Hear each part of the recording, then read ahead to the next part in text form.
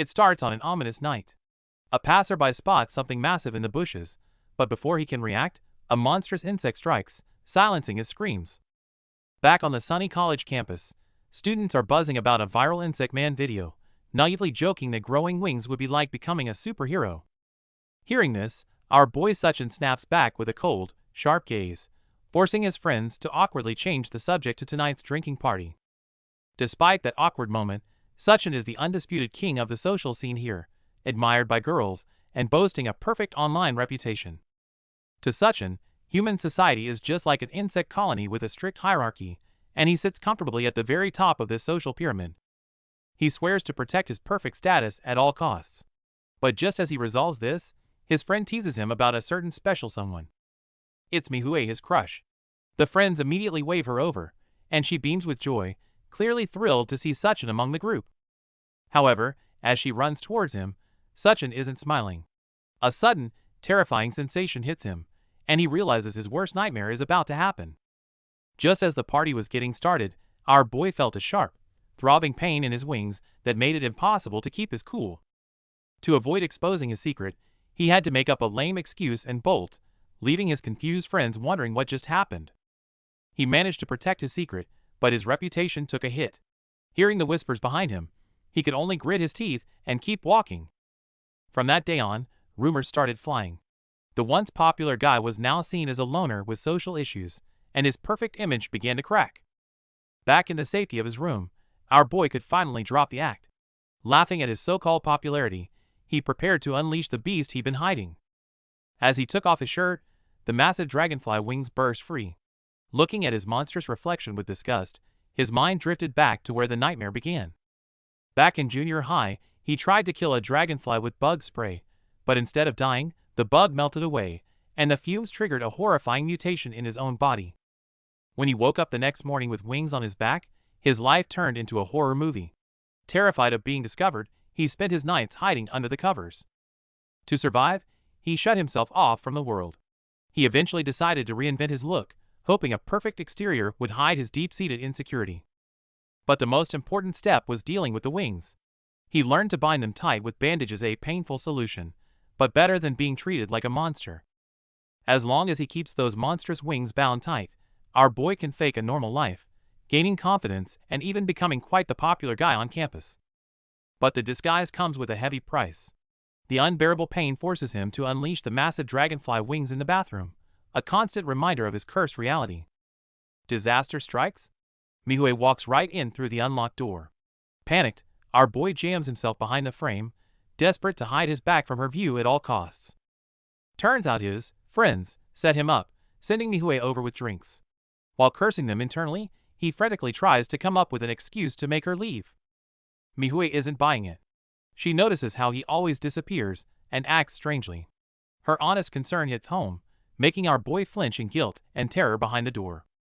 She's not taking no for an answer. Mihue plops down right outside the bathroom, determined to wait there until he comes out to watch a movie with her. She's not just being stubborn, she genuinely cares. After all, she hasn't forgotten how our boy bravely stepped in to save her from a creep earlier this year. Unaware of the chaos inside, Mihue sits by the door, pouring her heart out and asking to share our boy's burden. Though touched by her words, Sachin suppresses his pain and transformation, diverting the heavy topic by suggesting a movie date instead. Walking to the theater, Sachin is haunted by his predatory instincts, convinced that keeping his secret is the only way to protect her. Seeing Mihue so happy over a simple lollipop, Sachin realizes her innocence is too precious to be shattered by his monstrous reality. Inside the dark theater, as Mihue scoots closer, our boy's heart races not just from romance, but from the terrifying weight of his secret. He imagines confessing, but seeing the potential horror on her face makes him realize that silence is the only way to keep things normal. Suddenly, the lights go out. Before anyone can react, a terrified student bursts in, screaming for everyone to evacuate immediately. But the warning is cut short. A blade pierces through the messenger, pinning him to the doorframe. The slaughter has begun. Chaos erupts as the lights cut out, leaving a gruesome scene in the doorway. Our boy is frozen in terror, realizing this isn't just a random attack, it's a slaughter. The attacker reveals giant insect wings, locking onto Sachin like a predator spotting a meal. Our boy tries to cram himself into a corner, but his own wings make hiding impossible as the monster smashes through his cover. The monster closes in, savoring the fear. Our boy is completely overwhelmed by the predator's aura, scrambling backward desperately as he realizes he's trapped with something far stronger than himself. It turns out this guy used the same jungle juice, bug spray, but he's embraced the mutation. He mocks Sachin's fear, calling him a mouth-watering snack because of their shared insect DNA. Just when it couldn't get worse, Sachin's crush, Mihue, walks right into the danger zone. The mantis maniac immediately spots her, shifting his bloodlust toward the defenseless girl. Seeing the monster lunge at her, Sachin finally breaks his silence, screaming desperately for her to run. But human reflexes are no match for a killer insect on the hunt. In a split second, the glass shatters, and Mihue is knocked straight out of the high-rise window. Watching her plummet, our boy's mind goes blank. He has to make a choice, right now, or she's gone forever. Surrounded by cameras and prying eyes, our boy is paralyzed by fear. If he reveals his wings now, the normal life he's fought so hard to protect will be destroyed in an instant. But the villain doesn't give him a choice, dropping Mihue without a second thought. As the girl he loves plummets, the crowd screams, and our boy's mind goes blank. Instinct moves faster than thought. Our boy dives headfirst, ignoring the consequences, and manages to catch the most important person in his world just moments before impact. The villain laughs maniacally above them. It was a trap all along. He's betting that even an insect human can't survive a fall from this height while carrying another person. Looking at the terrified girl in his arms and remembering her kindness, our boy grits his teeth. Since the secret is out anyway, he decides to go all in. He won't let her get hurt. He violently spreads his dragonfly wings, using their high-speed vibration to break in midair. The physical strain is agonizing, but he shields her with everything he's got. The crowd is left in absolute shock. As he flies through the city with Mihue in his arms, his secret is laid bare to the world, marking the end of his ordinary life as a college student. But he wasn't just being watched by civilians. A mysterious girl in a baseball cap witnessed his incredible power and smiles. It looks like our boy has just been scouted by a very special organization. The secret is finally out. Hovering in plain sight with Mihue in his arms, our boy realizes the crowd isn't cheering for a hero. They're terrified of the monster with dragonfly wings. There's no time to explain. Sachin instinctively blasts off, realizing that flight feels terrifyingly natural to him now, confirming the dragonfly DNA coursing through his veins. But using his powers comes at a price. The withdrawal symptoms hit him midair, and he has to fight back a monstrous craving for meat just to keep flying. They manage to crash land into safety, but the physical pain is nothing compared to the panic. Sachin knows he's messed up big time. His face and wings are now all over the internet. This isn't just about him anymore. Someone has to step in to clean up this mess, because the world absolutely cannot know that insect humans exist. Fast forward a month, and the school is buzzing. The video of the human bug has gone viral, and students are gossiping about the monster, unaware he's sitting right next to them. With the rumors spreading like wildfire, our boy spends his days hiding inside his hoodie, terrified of being recognized. This isolation starts to bring back some painful memories. Flashback to 12 years ago. Even without wings, he was still an outcast. Being an orphan meant no money for gifts, and the other kids made sure he knew he didn't belong. Whether it's being labeled an orphan or a monster, the story remains the same. All he ever wanted was to fit in, but it seems the world is determined to keep him on the outside. Life as he knew it is over. Strangers treat him like a circus freak, grabbing at him in public just to see if the wings are real. Even his old friends are gossiping behind his back. Our boy pulls his hood down, feeling completely isolated and considering turning himself in just to make it stop. His social media is crashing, but he holds on to one hope. He saved Mihue, so surely she, of all people, will understand and stand by him. He sneaks into her hospital room expecting a warm reunion. Instead of gratitude, he's met with pure terror and a scream that shatters his heart. Desperate, he tries to explain it to him, but she's too traumatized. She begs him to leave and never come back, looking at him like a monster. That word monster echoes in his head. Walking away, he checks his phone one last time, watching the last of his social connection disappear. Back home, the despair turns into self-hatred. Blaming everything on his insect features, our boy grabs a pair of scissors, determined to cut the wings off himself. But it's no use. The scissors drop to the floor, and unable to escape his own body, he collapses in the corner, sobbing in total defeat. Every second is pure agony. Our boy is curled up on the floor, not just broken physically, but crushed by the pathetic reality of what he's become. Looking at the bustling city and nature's social groups, the realization hits hard. There is no place in this world for a monster like him. Desperate for peace, he steps off the ledge. But in a cruel twist of fate, his insect instincts kick in, refusing to let him die even when he wants it most. Suddenly, a voice cuts through the wind. A mysterious girl is hanging casually off the wall, and instead of screaming, she's actually admiring his wings. Our guy is completely bewildered by this wall-crawling stranger. But then she drops a bombshell that freezes him in his tracks, a way to become human again. That one sentence shatters his world. After landing in the stairwell, he's still reeling, but desperation drives him to ask the only question that matters. How? She adjusts her cap and points to a bus waiting outside.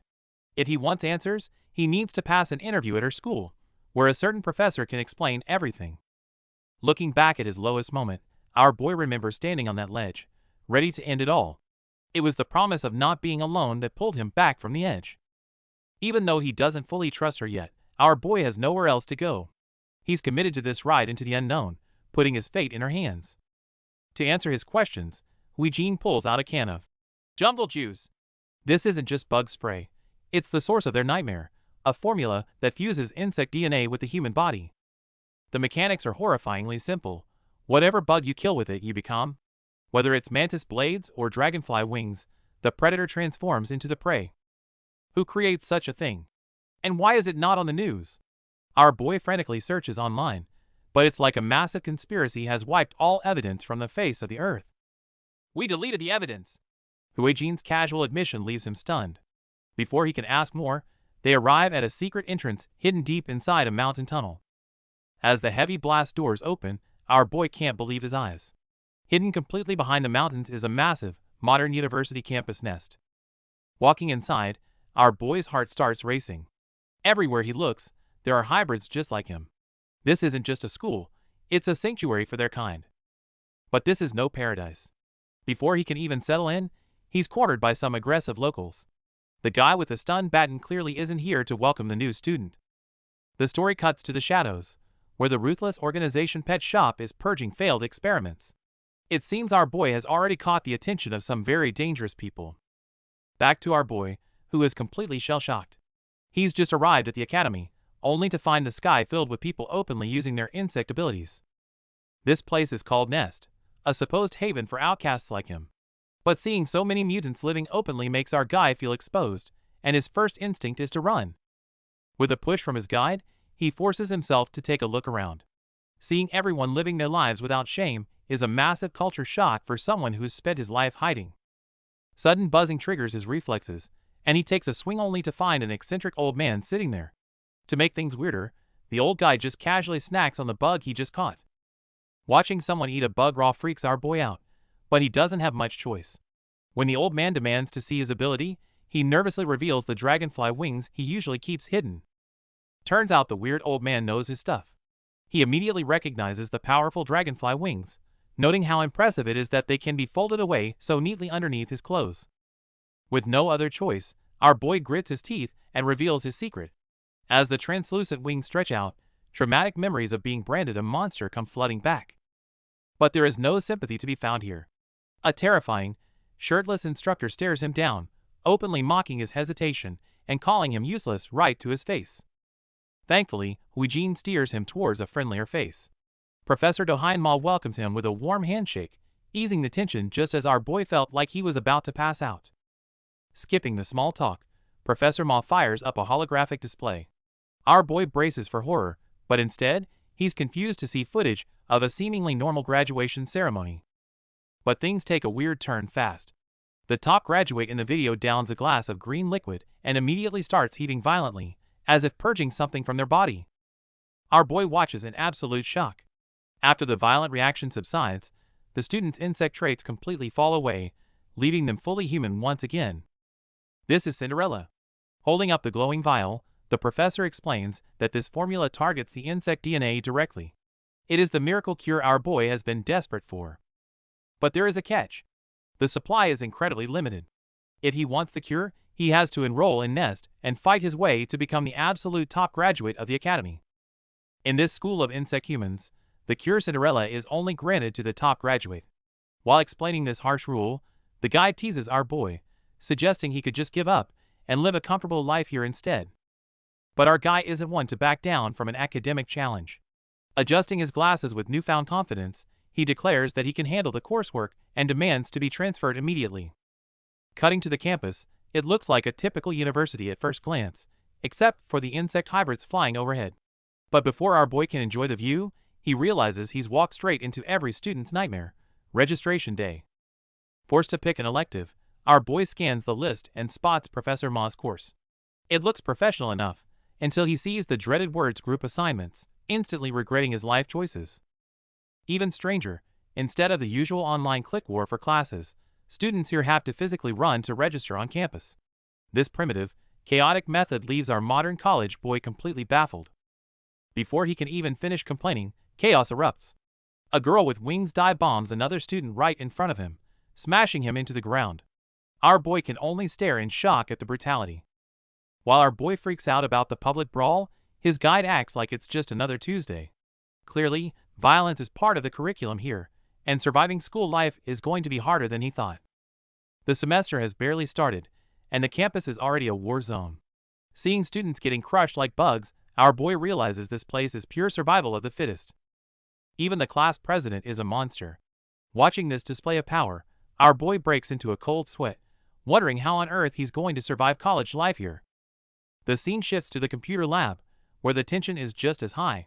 Everyone is locked in, waiting for course registration to open, and the air is thick with anticipation. Our boy has a clear target: Professor Ma's class. He needs to block out the chaotic noise around him and focus solely on securing that spot. Meanwhile, the professors are discussing the new transfer student. Given his hesitation, they don't seem too optimistic about his chances of surviving the brutal system. Professor G is particularly skeptical. Remembering how much our boy hates his own insect abilities, he's convinced Sachin doesn't stand a chance in the upcoming chaos. The moment registration opens, all hell breaks loose. It's not just clicking buttons. Students are literally using their powers to physically fight for their classes. Our boy is left stunned as everyone vanishes in a blur of motion. In this school, you don't just sign up for opportunities, you have to hunt them down like a predator. Outside, it looks like an apocalypse with students scrambling wildly under the motto, "Only the strong survive." Watching from the window, our boy is completely bewildered by this sudden chaos. While he's standing there confused, a reflection appears in the window. This guy with antennae notices our boy's panic and offers to explain what's actually going on. As they head into the woods, the new friend explains the brutal system. Professors hand out USB drives to the first 16 students. If you're late, you don't get a class. The antennae guy is aiming for Professor Ma's class with dreams of becoming valedictorian. They part ways with some encouragement, leaving our boy relieved to have met someone actually nice. Left alone again, our boy realizes he's already way behind. Needing to find his bearings fast, he spreads his dragonfly wings and takes to the sky for a better view. From high above, his enhanced vision kicks in immediately. He spots red flags scattered throughout the forest, marking exactly where the professors are waiting. But it's worse than he thought. Down below, students are violently attacking each other just to thin out the competition. It's not a race, it's a full-blown battle royale. The forest is total chaos with everyone fighting for a spot. But our boy isn't here to brawl. Utilizing his high-speed flight, he scans the area from above, looking for Professor Ma's flag to bypass the mayhem. He spots the target amidst the confusion and dives straight for it without hesitation. This kind of reckless, high-speed descent is exactly what he needs to make up for lost time. With a heavy thud, he crash lands. It's not graceful, and his eyes are burning from the wind speed, but seeing the relaxed Professor Ma in front of him confirms that his gamble paid off. Professor Ma sees right through the plan, impressed that Sachin used his dragonfly speed to overcome the late start. Acknowledging the strategy, he hands over the crucial registration USB without any hassle. The professor tells him he just needs to plug it in at the lab to finish registration. Clutching his prize, our boy walks away feeling confident, thinking the hard part is over while others are still fighting. But naturally, it's a trap. As soon as the drives are handed out, Professor Ma smiles and hits send on a mass text. The race isn't over. The real battle royale is just beginning. Our boy's phone buzzes violently, revealing a horrific notification. Everyone holding a USB is now a marked target for the rest of the students. His prize just became a target on his back. The message ripples through the forest, changing everything. Students who missed out on the flags now realize they have a second chance. Simply hunt down the USB holders. The predators are waking up. Sachin looks up in horror to find the trees filled with glowing red eyes staring right at him. Before he can even react to being surrounded, a brutal, unseen attack knocks him straight into the dirt. What was supposed to be course registration instantly turns into a battle royale. Heavy hitters are smashing craters into the ground, and before our boy can react, a longhorn beetle guy charges straight at him. Our boy tries to bail, but a whipped spider guy ambushes him for his USB. Everywhere he looks, insect humans are tearing each other apart in a frenzy to secure their credits. What kind of sick registration system is this? Our boy curses the insanity as he scrambles for safety, spotting a hollow tree trunk that looks like a good place to hide. He dives into the hideout with an antenna guy he met earlier. As the chaos subsides outside, our naive boy thanks his companion, thinking he's lucky to have found a trustworthy ally. But the gratitude is cut short when the guy suddenly stings his forehead. Turns out he's a honeybee type, and that jab just pumped our boy full of paralyzing venom. The guy instantly drops the act, snatching the USB our boy fought so hard for. We're all rivals here, you moron. Only an idiot would think anyone would actually help them.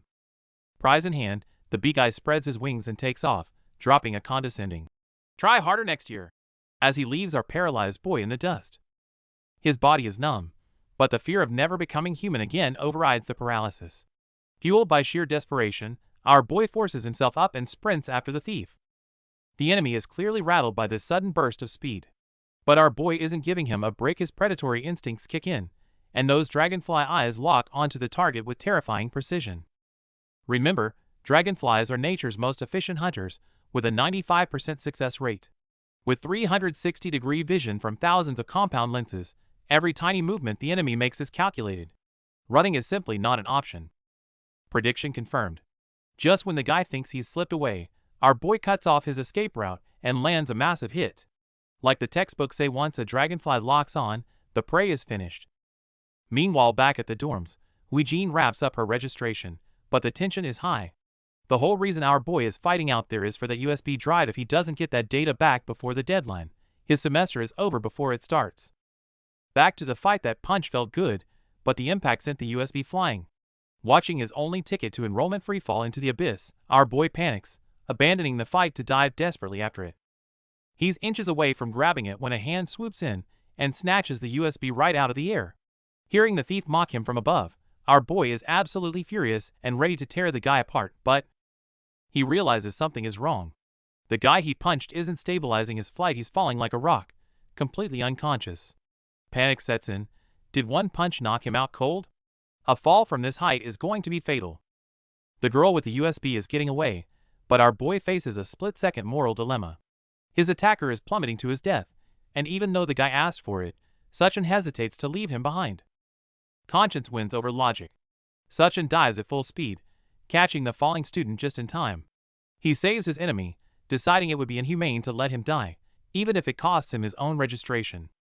Having deposited the attacker safely on a branch, reality hits hard.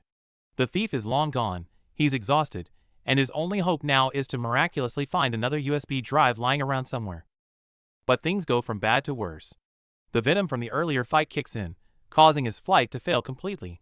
He crashes hard into the forest floor, paralyzed and wondering if he's actually going to die here. Meanwhile, the girl who stole the USB isn't having an easy time either. She's struggling to keep her composure, fighting off some kind of internal shock or panic. Just as Sachin thinks it's the end, a shadow looms over him. It's the snacking old man from the woods, looking down with pure disappointment. He orders Sachin to get up, snapping him out of his daze. The old man offers zero sympathy. He checks his watch and drops the bomb. 5 minutes left, 0 USBs remaining. He casually tells Sachin to try again next year, treating the whole situation as a done deal. Desperate, Sachin tries to justify his failure: the ambush, the theft, the poison. But the professor shuts him down cold, asking sarcastically if he expects special treatment just because his sob story is particularly pathetic. Our boy looks lost, facing the brutal reality of the jungle, while the cold voice from the monitoring drone reminds him that only strength matters here. Professor G doesn't mince words, bluntly explaining that this school is full of living weapons. If our boy wants safety, he should pack up and head to the civilian shelter. Ending his lecture, the professor tosses a paper bag at him, dismissively ordering him to recycle it, as if taking out the trash is all our boy is good for right now. As the professor walks away, our boy spirals into self-doubt. Should he have let that student fall just to secure his registration? The moment he thinks it, he feels disgusted with himself. Overwhelmed by frustration, he screams at the sky. He angrily crumples the paper bag the professor gave him, feeling like his life is just as worthless as this piece of trash.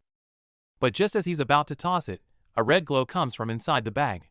He opens it to find the very last registration USB. Now he only has 5 minutes left on the clock. Meanwhile, Professor Ma catches up with the stern Professor G.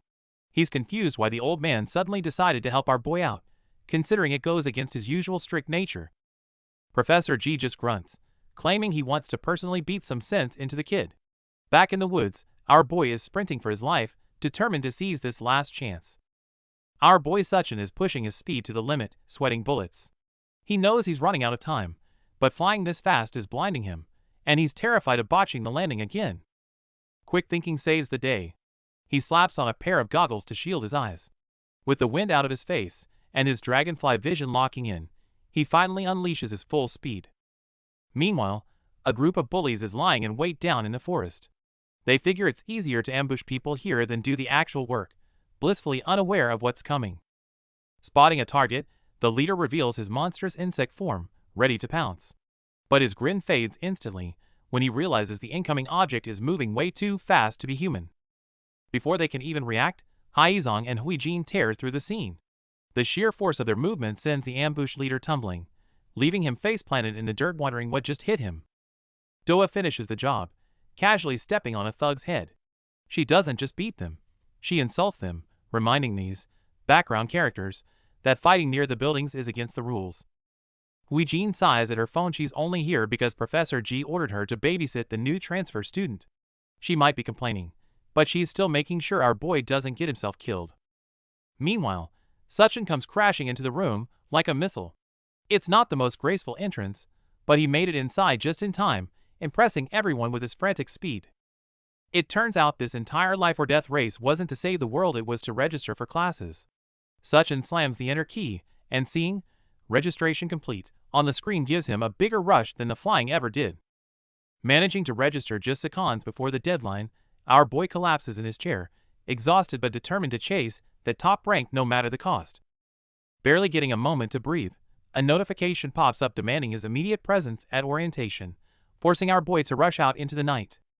He gets tackled by security the moment he arrives. They demand an ID card he hasn't even received yet, leaving our boy in a tight spot. Just in time, Huijin steps in with his new ID card.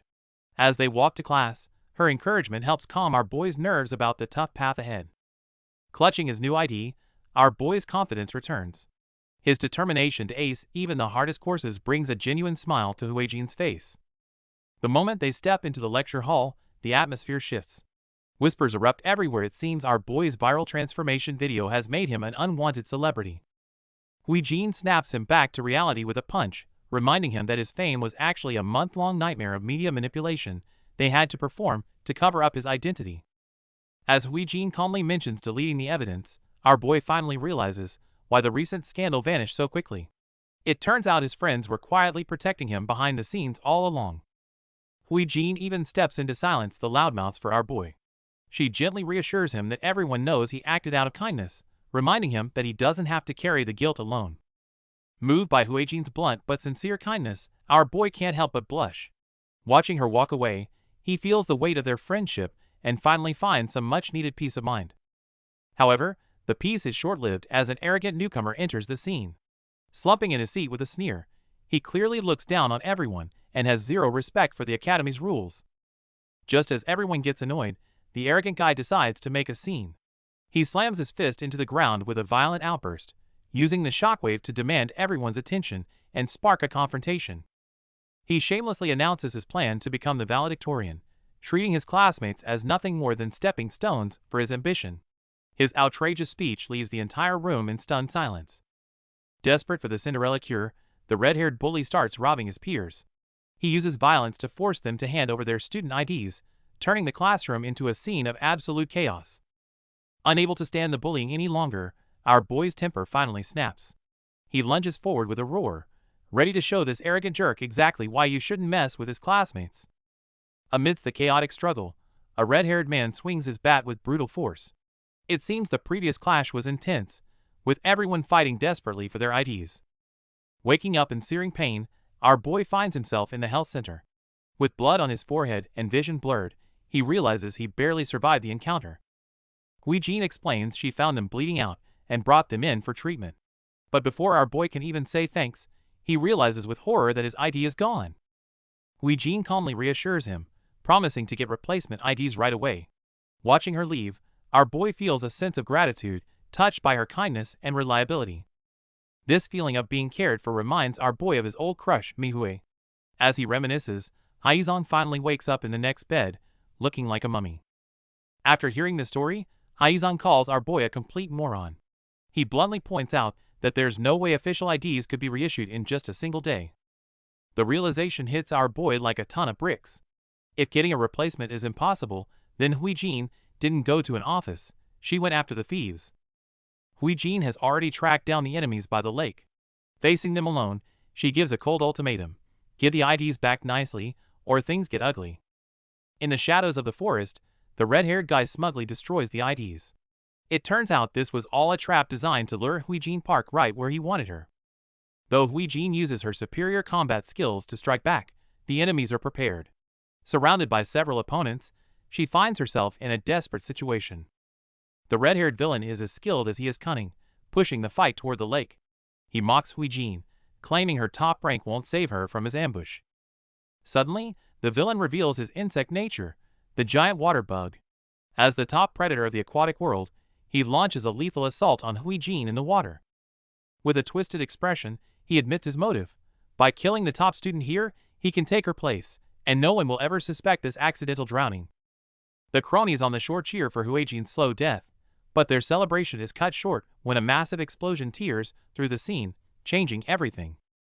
Just in time, our boy Suchin descends with his dragonfly wings flared. Enraged by his friend's treatment, he delivers a powerful, righteous punch to the villain's face.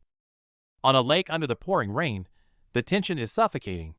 Our boy is surrounded by a hostile crowd, their mocking words making it clear they have no intention of letting him go. Facing a swift assault, our boy instantly activates his compound vision. With his enhanced dynamic sight, the enemy's movement slowed down, giving him the chance to predict and counter. The battle reaches a fever pitch, but the enemy is no pushover. Seeing our boy sent flying by a powerful blow, Hui-Jin calls out in panic, desperate for him to keep his distance. The environment is a massive disadvantage for our boy. A giant aquatic insect monster is lurking beneath the surface, ready to drag him into a fatal underwater struggle.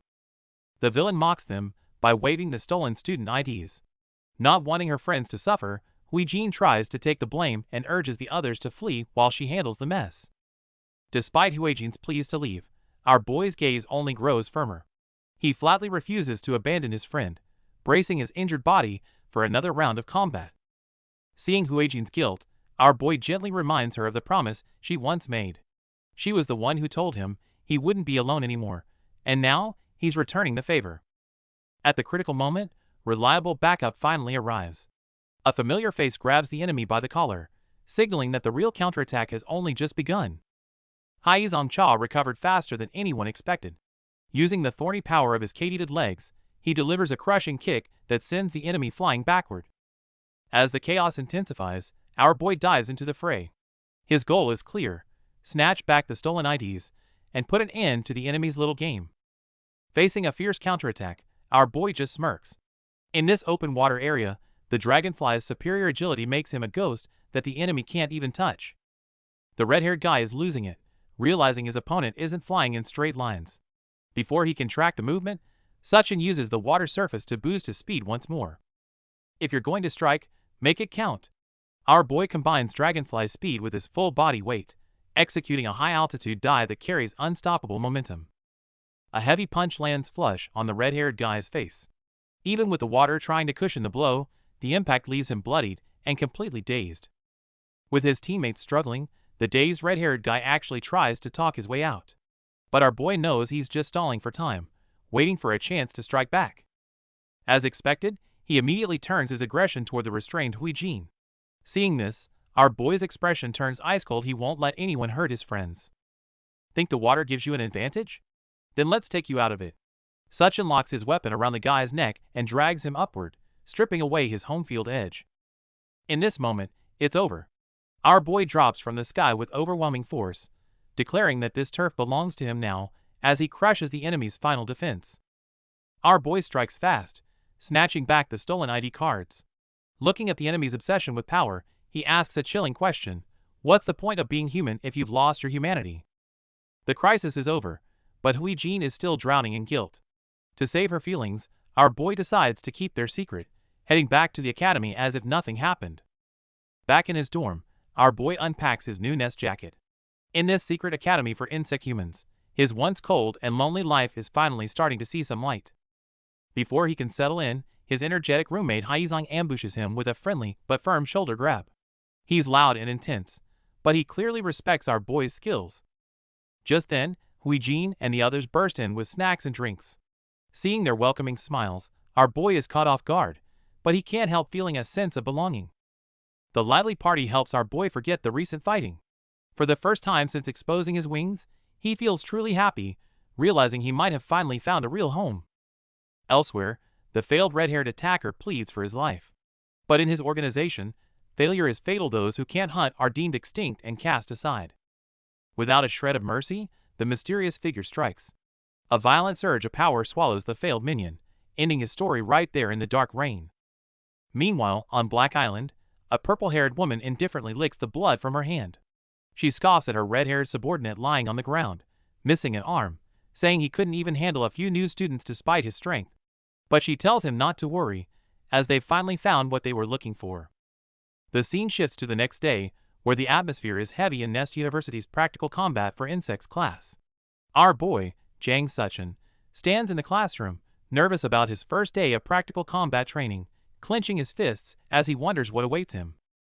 A helmeted, black-haired classmate tries to reassure him, saying the first class will likely just be a short test, and that she'll help him out. Hearing this, Sachin finally relaxes a little, wiping his sweat and feeling that he might have been worrying for no reason. Right then, the muscular, white-haired and bearded Professor G strides into the room. He tells the students to listen up, announcing that today's test scores will count towards their final grade, as he activates a roaring, demon-faced vibrating device. Then, he takes it a step further by starting up his chainsaw axe, its roar filling the air.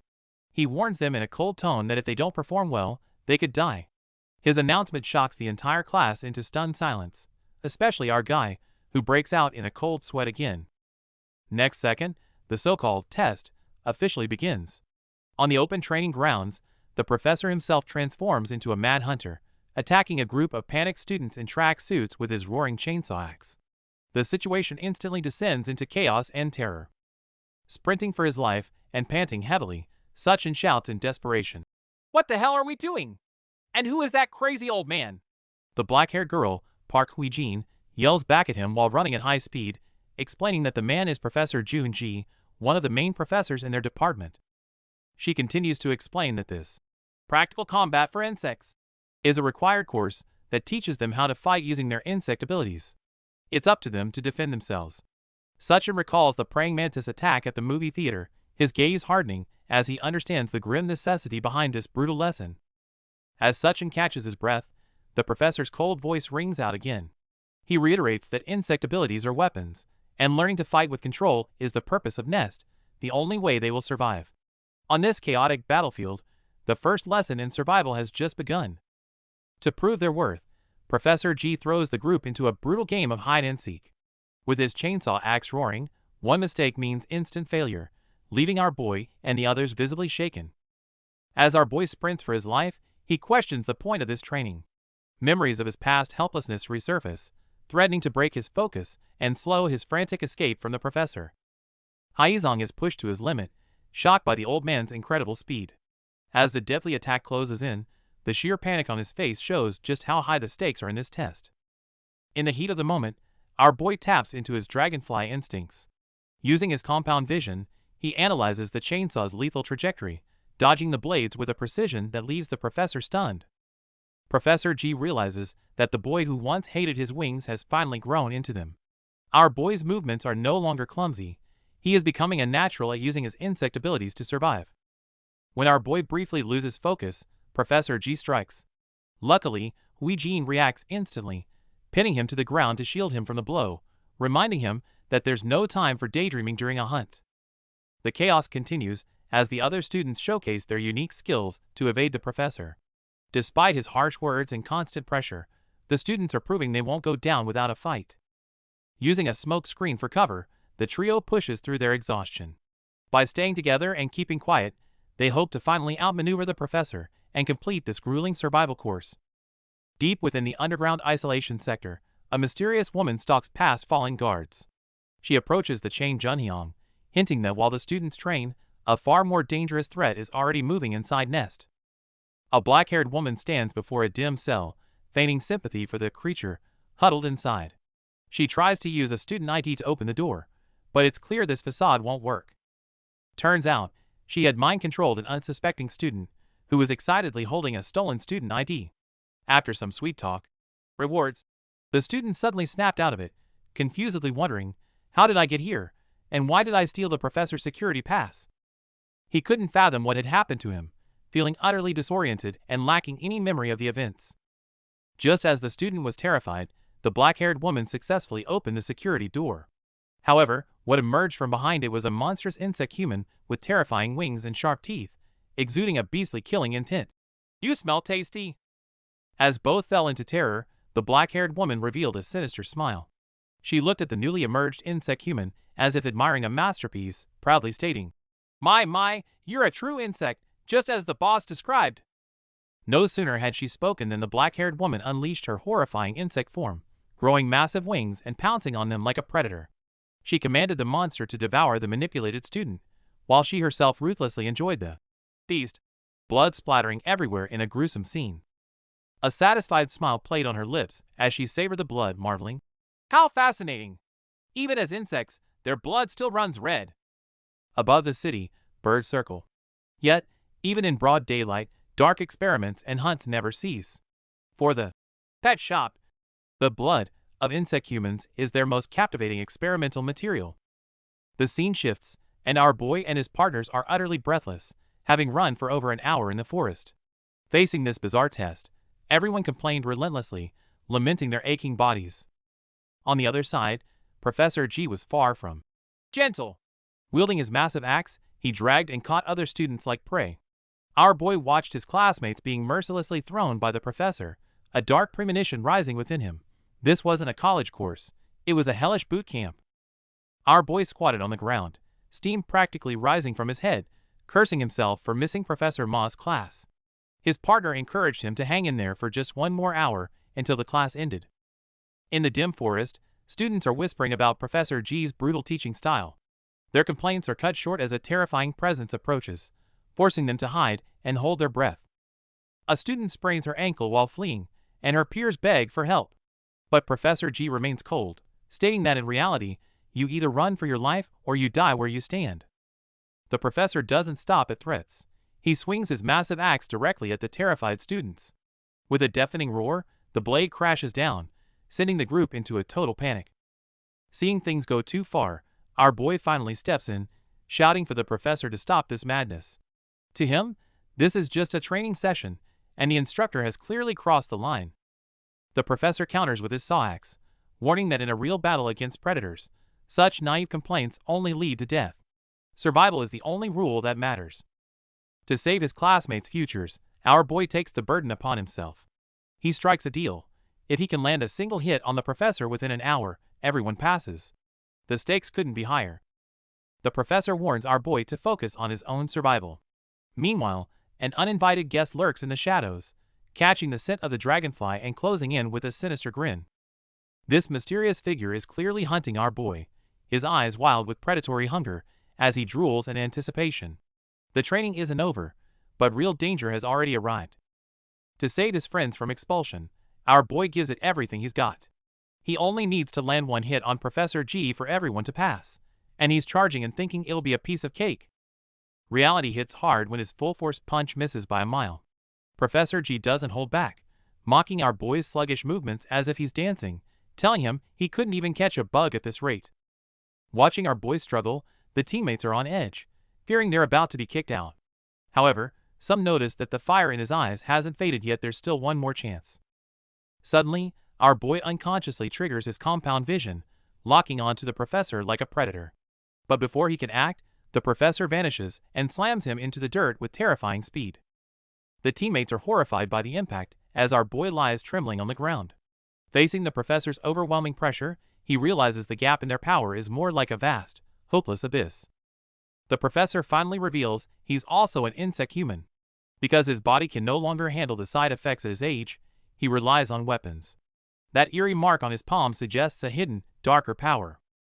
With the roar of his chainsaw, Professor G points out that our boy theoretically has the potential to win. The issue isn't a lack of strength, but that he hasn't learned to fight like a true insect human yet. Mid-sentence, the professor tosses something at him, sending our boy into a frantic panic until he realizes it's just a dragonfly figurine. This sudden test leaves him completely stunned and vibrating with fear. Professor G delivers a stern lecture, warning that hating one's own insect nature limits their potential. He emphasizes that understanding biological traits is the only way to truly master their powers. Staring at the dragonfly, our boy struggles with his self-loathing. He's always viewed his transformation as becoming a monster, but the professor's words force him to face the reality he's been avoiding. Suddenly, a chilling round of applause breaks the silence. Professor G's expression shifts from stern to defensive, sensing a powerful and dangerous presence that has managed to sneak up on them. A mysterious woman with purple hair appears, mockingly praising Professor G's teaching methods. Her unexpected arrival instantly sends a wave of dread through the students as the atmosphere turns icy. Without warning, the woman strikes with brutal force, sending a classmate flying. The sudden violence leaves our boy paralyzed with shock, as the situation escalates faster than anyone can react. As a comrade rushes in to counterattack, they find the woman's movements are not just fast, but lethal. One clash is all it takes for poison to set in, leaving the attacker stunned and helpless. A wicked blade tears through the air as the woman gleefully restrains her victim. Her words are chillingly tender as she describes the students as mere snacks, revealing her monstrous nature. Watching the horror unfold, our boy is torn between panic and rage. Hearing her casually mention feeding a student to someone else, he realizes they are facing a predator of unparalleled cruelty. Professor G suddenly collapses in a pool of blood. The brutal sight instantly drags our boy back to a past trauma, filling him with that same familiar sense of helplessness. Shadows of the past loom as a terrifying beast reappears. Even Hui Jin is paralyzed with shock, realizing the enemy has become far more dangerous than before. After brutally wounding the professor, the villains casually prepare to leave. Looking at their arrogant faces, the critically injured professor is at his absolute limit. The purple-haired leader waves a mocking goodbye, as if this whole tragedy was just a minor game and the professor's life meant nothing at all. Hui Jin tries to rush forward in rage, but the professor grabs her arm. He sternly reminds them that school rules forbid students from fighting outsiders without permission. Rules, rules, and more rules. With Haizong in mortal danger, these cold regulations feel like a cage preventing them from doing what's right. Since losing the bet meant expulsion anyway, our boy reaches his breaking point. He shouts that he's done being a student, casting aside the rules that hold him back. His gray wings unfurl with a burst of fury and resolve. Taking to the sky, he refuses to let fear stop him again as he watches his friend being taken away. Remembering Haizong's genuine friendship, our boy's eyes burn with determination. This time, he'll break every rule necessary to save his friend. In this critical moment, our boy Suchin streaks through the sky, his eyes fixed on his target with a singular belief now. Everything rests on his shoulders. Meanwhile, Professor G battles an enemy, bleeding from a neck wound, yet he sternly lectures the student behind him, teaching a harsh lesson that in this world, survival is never guaranteed, and even the strongest insect has a natural enemy. Back on the battlefield, our boy Suchin, weapon in hand, fiercely confronts his enemy, but the foe reveals a chilling truth.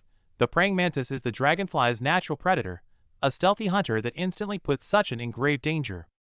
Just as expected, the mantis man sneered at Suchin's attack, having already anticipated our boy's intentions, rendering Suchin's surprise assault utterly ineffective. Though struck by his opponent's sharp limbs, our boy knows direct confrontation is risky. He decides to use his flight advantage to keep his distance, biding his time to deliver a fatal blow. The previous impact sent a jolt of pain through our boy, who swiftly flapped his wings to create distance, internally exclaiming, "What the hell?" To his horror, Sachin discovers his opponent's skin is rock hard, leaving his own left hand bloody and broken. It turns out the enemy had regained strength through feeding, making their exoskeleton impenetrable. The Mantis Man, getting cockier, gleefully declared our boy would be his snack for the road. Sachin's eyes reflected the enemy's ferocious assault, and he knew deep down that his current approach wouldn't work. As the Mantis Man lunged, our boy finally succumbed, collapsing in agony, blood seeping from his lips, his broken fingers a gruesome sight. Deep down, only a desperate cry remained. "I just can't." Though Sachin's body and will were pushed to their limits, an unyielding cry echoed deep within him. "I'll die trying." The mysterious golden-haired character coldly whispered, remarking on the difficulty of controlling these fierce carnivores, urging her companion to finish the battle before Nest reinforcements arrived. Just as Sachin's life hung by a thread, elsewhere, his comrade Haizong was startled awake by a voice calling his name from within a dream, where he vaguely heard someone angrily yelling, "If you can't do anything right, then get the hell out of my way," as if questioning some inner flaw. Seeing his teammate Haizong dazed and losing focus, our boy shouts at the top of his lungs, desperate to snap him back into reality. Paralyzed by venom, Haizong is completely defenseless. The villain in the purple helmet senses an opening and cold-bloodedly decides to finish him off. In the nick of time, our boy dives in recklessly, using his own body to crash into the enemy and deflect what would have been a fatal blow. Our boy holds the line, screaming for the others to run while he acts as a human shield. Even the villain is stunned by his selfless determination. It brings back memories of how our boy always helped others without expecting anything in return, even if he never received a simple thank you for his trouble. Back in the heat of battle, though his body is at its breaking point, our boy refuses to regret his choices. He knows saving lives is the right thing to do. Thankfully, Haizong finally regains control. He grabs our boy and vanishes in a green blur, escaping the ambush with incredible explosive speed.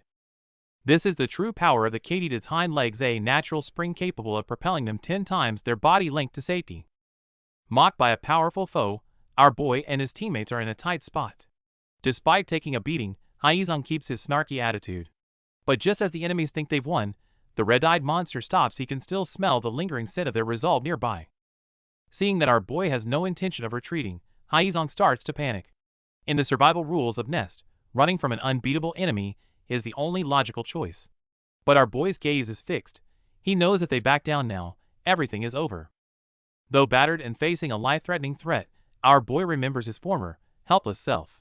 He can't let this monster run wild, or more innocent people will suffer just like he did. This sense of duty gives him the strength to overcome his primal fear. Brute force isn't the answer, and our boy knows it. Since reinforcements are on the way, the goal now is to stall. He signals his partner, with a confident smirk. He's already cooked up a daring plan to turn the tables. On the other side of the forest, the team is desperately tending to the wounded, while a chilling sensation creeps in. The enemies they thought were gone never truly left. Instead, they're lurking in the shadows, watching every move. While the enemies brag about their next hunt, our boy uses his high-speed dragonfly wings to vanish and reappear behind them like a ghost. This surprise counterattack leaves the monster stunned. He never expected his prey to strike back so boldly. Using a hidden trap from his sleeve to bind the enemy, our boy lands a powerful kick.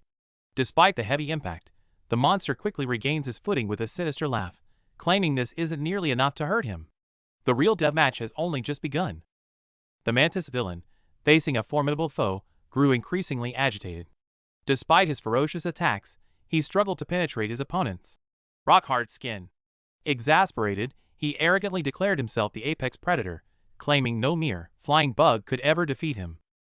However, our boy was no ordinary flying bug. He quickly circled in the air, a clever battle plan already forming in his mind. According to his strategy, he would distract the Mantis villain while instructing Haizong to use his incredible leg speed to retrieve a crucial item. Meanwhile, the situation on the ground was dire. Professor G lay severely wounded, with Doa anxiously tending to him. Weakly, Professor G informed Doa that something important had been taken by the enemy. Just then, our boy, quick as a flash, darted through the air towards a weapon-like object. Seeing this, the Mantis villain roared, "My weapon!" Clearly, it was what he had just taken, and a crucial part of our boy's plan.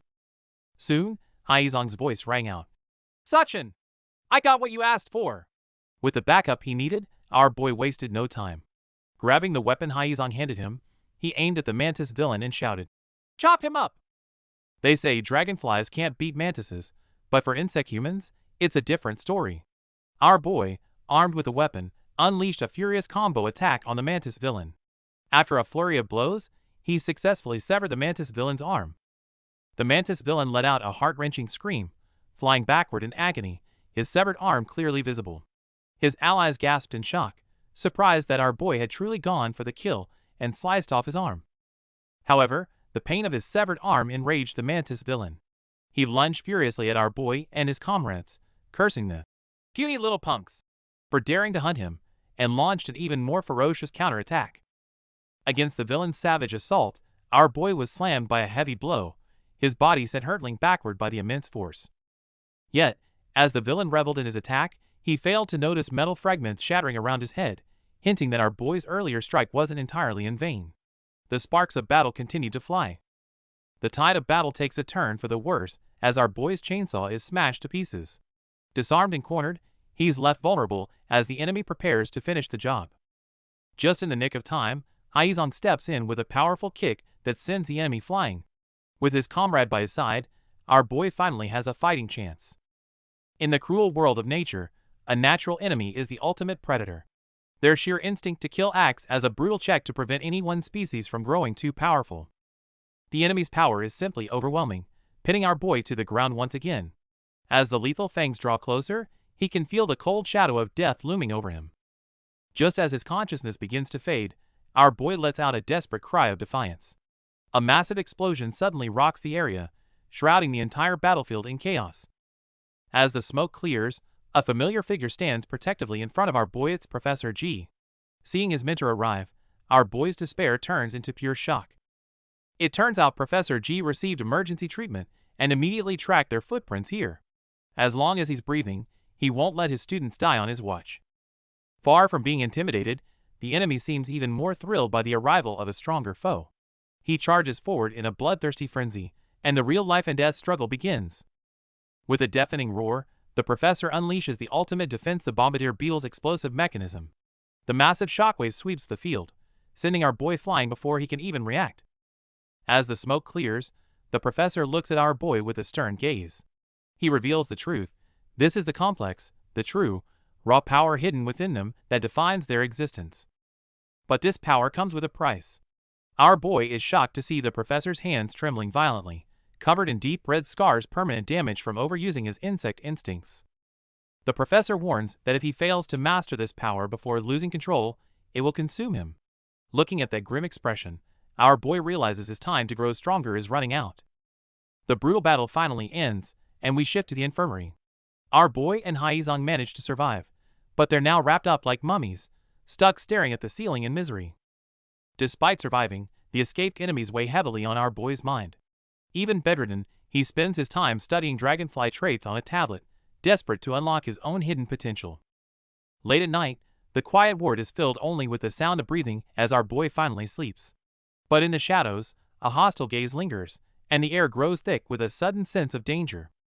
In the moonlit forest, a pink-haired girl runs for her life, only to be stopped by a mysterious woman with a chilling smile. As a giant beetle looms overhead, a darker conspiracy begins to unfold. A purple-haired character whispers manipulatively to a pink-haired youth, speaking of hypocrites and cage monsters, hinting at some dark truth. But suddenly, her hand violently grips the throat of another brown-haired character. Just as the brown-haired character's life hung in the balance, a golden figure flashed out with a powerful kick, sending the purple-haired character flying. Yet, even after being struck, her hand remained clamped around the throat, as intense impacts and explosions erupted. As if anticipating everything, the purple-haired character stands in the night forest, dismissively, shushing an unseen opponent. She reveals her intentional oversight of a stinger in his neck, exposing a long-planned scheme. The scene shifts to Professor G, his fist clenched around a black, carapace-like object, his body radiating fiery light. He roars, vowing to protect his students at all costs and crush the purple-haired characters. Wretched scheme. Confronted by Professor G's fury, the purple-haired character merely sneers, touching her lips with a finger. In a taunting tone, she reveals her name Gayan-san, the very traitor Professor G is determined to bring back to Nest.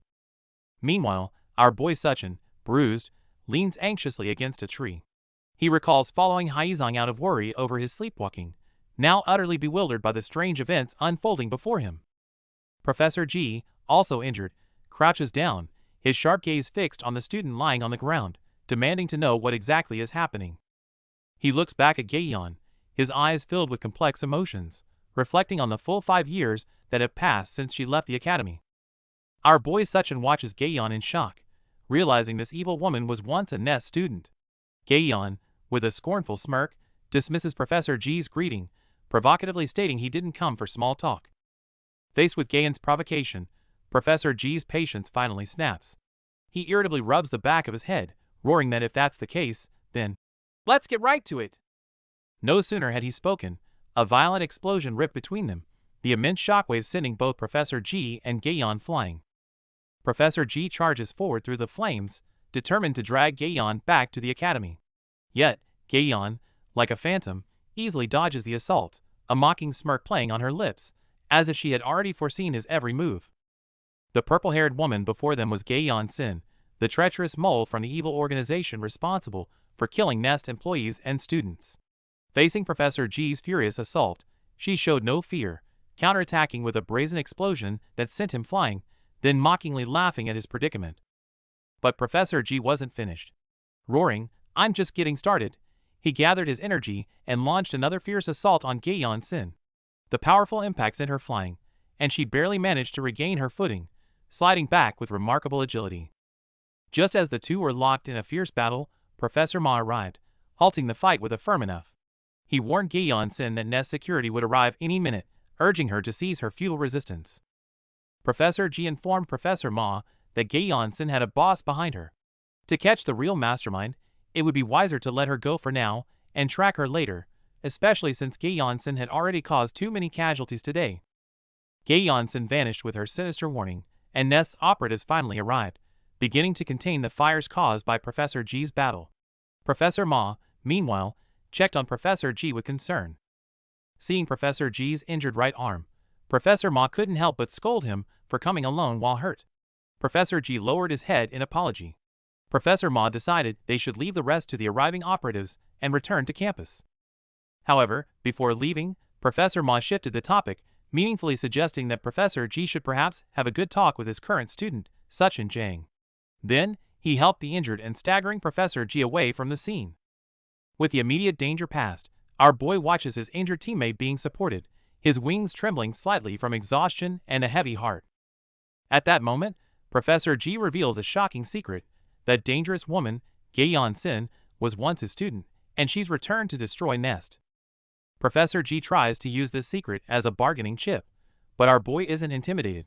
Instead, he firmly asks the professor to teach him how to master his combat instincts.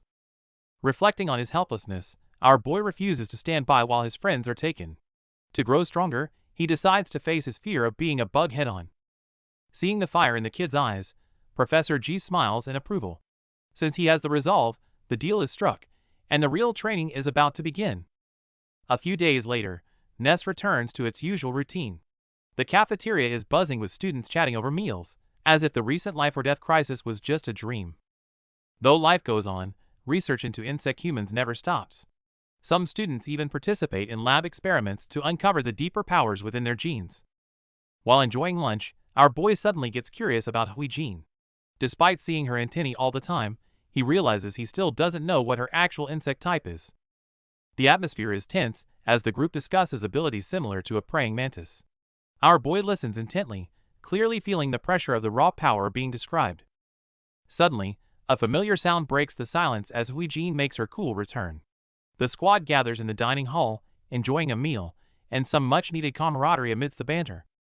The conversation shifts to the upcoming group assignments. It's not just training.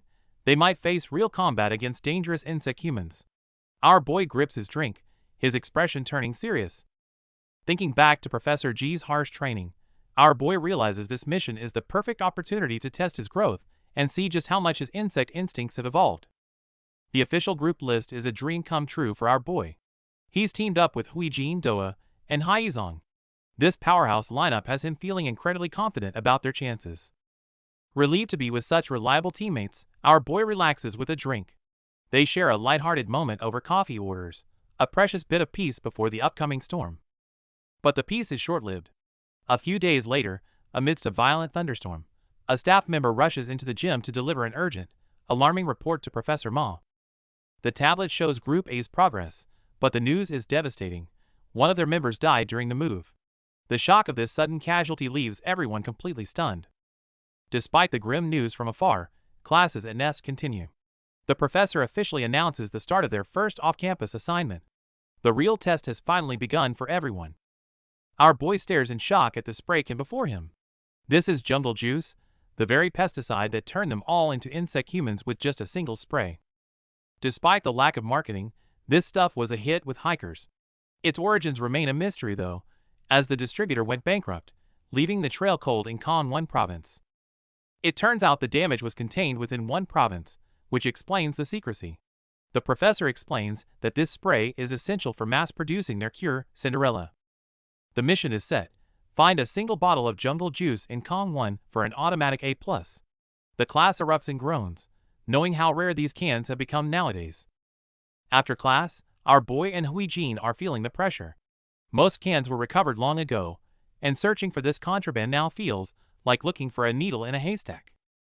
Huijin is sweating with worry, but a light bulb suddenly goes off for our boy. He grabs her arm and starts running, remembering he might have hidden some cans back in middle school. If they find it, their grades are safe. Our boy leads Huijin to his old apartment, confident that if the stash is still there, they'll be at the top of the class. But as he swings the door open with a grin, his smile vanishes. The apartment is completely trashed, and it's clear they aren't the only ones looking for this treasure. Our boy is in a total panic, frantically tearing through drawers for his bug spray, but it's nowhere to be found. This was his best shot at getting the cure, and the realization that it's gone has him completely spiraling. Huijin tries to calm him down, but she acts strangely when our guy suggests checking her place. She quickly brushes it off, insisting they search the rest of the city instead. Distracted by his loss, he doesn't notice her odd behavior. The two spend hours scouring the city, checking every store and searching online, but they come up empty-handed. Slumping onto a bench with some drinks, our boy realizes that finding the cure is going to be much harder than he hoped. While they rest, Huijin suddenly drops a heavy question. Why is he so desperate to get rid of his wings? Is it all for that girl Mihue? The question catches our boy completely off guard, making him do a literal spit take. After nearly choking on his drink, our boy admits the truth. It's not just about a girl. He's desperate to be normal again. He misses his old life, and the simple freedom of not being treated like a monster in hiding. There's a hint of sadness in his eyes, as he recalls Mihue's fear. He doesn't blame her for calling him a monster after all. He knows how terrifying a human bug can look to a regular person. Despite the gloom, our boy takes a moment to sincerely thank Huijin. Looking back on the day they met on that rooftop, he knows that without her, his life would have ended. In this harsh new reality, their bond is only getting stronger. On a sun-drenched bench, our boy is having a rare heart-to-heart. He sincerely thanks his friend for giving him hope, a direct confession that leaves even the toughest ally blushing in the sweet atmosphere. The two reminisce about their normal lives before everything changed. Despite being a top student at Nest, our boy still yearns for his past self, a shared sentiment that subtly strengthens their bond. The peaceful moment is short-lived, as a sudden ringtone cuts through the air. On the other end, Haizong's voice is practically trembling with excitement. It sounds like he's stumbled upon a massive jackpot. Haizong discovered an old warehouse filled with leftover inventory from the Natural Life Company. If it's true, it means they could produce hundreds of Cinderellas. Our boy can hardly believe his ears. However, Huijin immediately senses something is off. How could they stumble upon resources that even Nest couldn't track down? This lucky break is starting to look like a deadly, calculated trap. Determined to check on their friends, our boy rushes Huijin to the scene. The abandoned building looms like a sleeping beast in the night, full of unknown danger, but they have no choice but to push forward. The warehouse interior is cold and eerie, blanketed in thick dust. As they search, a tipped-over box reveals its dark contents, specialized toxins meant for hunting insect humans. The truth here might be crueler than they imagined. Our boy thought he finally found the serum, but it was nothing more than a deadly trap. In a flash, Huijin is struck down right before his eyes, leaving him paralyzed with shock as her blood spills across the floor. Seeing his friend lying in a pool of blood, our guy's shock turns into pure cold rage. The villain mocks him, claiming he's finally found the prey he's been looking for, which only adds fuel to the fire burning in our boy's eyes. Consumed by fury, our boy spreads his wings and dives like a bolt of green lightning. Logic is gone. His only instinct now is to use every ounce of his power to tear this monster apart. In the middle of the chaos, memories of loss flood back to him. You never get used to saying goodbye, especially like this. Seeing the vibrant Huijin so still, our boy feels the crushing weight of failing to protect someone he cares about. Against this earwig-type monster with massive pincers, our boy's desperate assault is met with mockery. The villain warns him that he's just rushing to his death, closing in with those terrifying blades to finish him off. Shouting a curse, our boy throws a desperate punch, only to be met by an overwhelming counterforce. With a massive explosion of impact, he is sent flying backward, crashing violently under the villain's brute strength. Our boy managed to land a solid hit on the jaw, but the gap in power is devastating. The villain barely flinches, offering nothing but a mocking grin. To him, our boy's best effort was just a pathetic attempt. Facing an immovable monster, our boy is left in stunned silence. The villain's sneer of "nice try, kid" is the ultimate insult, as true despair begins to swallow him whole in this dark, enclosed space. A mysterious figure struggles painfully under the attack of a giant insect, his bleeding hands and sweaty brow revealing extreme agony. Yet, he exclaims, the opponent's skin is rock hard, wondering if this is the true power of an exoskeleton. Our boy was brutally slammed against the wall. As he struggled to his knees, his arrogant opponent crushed his supplies, scoffing that he was completely out of his league. The gigantic pincer-limbed creature followed with a fierce assault. Though thrown back, our boy's gaze remained firm, roaring defiantly, "You might be out of my league." Our boy was struck again, spitting blood. A mysterious female observer watched with an amused smirk, seemingly telling someone, "See? Good thing you came with me, wasn't it?" Despite his injuries, our boy roared and charged forward, unleashing a fierce punch. His fist, glowing with pink electricity, slammed into the giant insect's limb, vowing to destroy his enemy. The punch struck the villain's head, erupting in sparks. Yet, the purplish-gray-skinned villain merely curled a strange smile, nonchalantly admitting, "I have to admit, that one did sting a little." The villain finished nonchalantly, leaving our boy stunned. Looking at his bloodied fist, he thought in disbelief, "Damn, did that really do no damage at all?" Since his full-power strike was useless, the situation worsened. The villain remained calm, directing the gigantic insect creature to unleash another fierce sweep, heading straight for our boy. Facing the deadly assault, our boy unleashed astonishing strength, gripping the giant insect's limb tightly, his eyes filled with desperate determination. This might do the trick. However, no miracle occurred. He was thrown back again, crashing heavily. Worse still, our boy discovered his wings were cracking and completely unable to move. What? Why now, all of a sudden? Our boy cried out in his mind, struggling to flap his wings. But the villain sneered, "Don't tell me you're done already?" The battle is heating up as our boy's ally gets blasted backward by a massive arthropod limb. Sparks fly everywhere as he's sent tumbling through the air, showing just how brutal the enemy's strength is. Our boy watches in disbelief as Huijin charges forward despite her severe abdominal wound. Even the villain is caught off guard, wondering how she could possibly be back on her feet so quickly after such a devastating hit. Despite the heavy bleeding, Huijin refuses to back down. While our boy shouts for her to be careful, she remains eerily calm, mentioning her personal complex as a sharp, determined glint flashes in her red eyes. Suddenly, the giant insect swings its massive tail, colliding head-on with Huijin again. The sheer force of the impact sends our boy flying backward, as the scene is engulfed in a chaotic storm of energy and debris. Even after taking multiple hits from those whip-like limbs, Huijin keeps her eyes locked on the enemy with a defiant smirk. She's determined to show them exactly what she's made of, displaying a level of resilience that's honestly terrifying. As the battle reaches a fever pitch, a bloodied Huijin readies herself for a final stand. The screen then transitions to the title, signaling a shift back in time to reveal the hidden past of this resilient warrior. We flash back to Huijin's high school days at 17. Even back then, she carried a cold demeanor, while petty classmates whispered behind her back, mockingly calling her a roach because of her humble living situation. Huijin endures the constant mockery of classmates who snap photos and mask their cruelty with fake pity. she knows all too well that cheap sympathy is the ultimate insult, leaving her with no choice but to toughen up and face the world alone. On the phone screen, a girl with sharp eyes seems to be explaining something, then the scene shifts to a confident guy.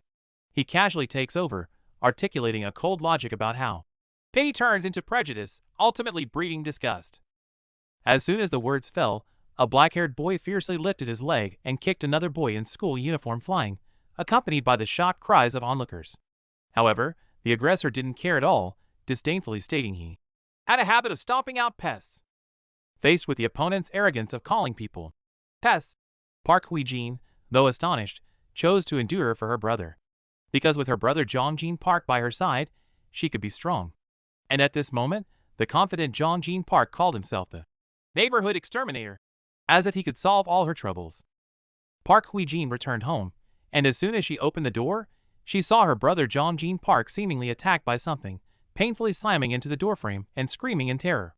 This sudden turn of events plunged Hwi-jin into immense shock and worry. Her brother quickly picked up the bug spray, only to find it was empty. They watched helplessly as the black, spiky insect scurried away, and the siblings could only anxiously cry out, "What do we do?" Despair filled the air as they faced their helpless situation. Exhausted, the siblings sat in their cluttered room, sighing at their lack of bug spray. Soon, their eyes turned to the phone, where they saw a miraculous bug killer advertised as "One spray kills all bugs." Though it sounded a bit too good to be true, they still held a glimmer of hope.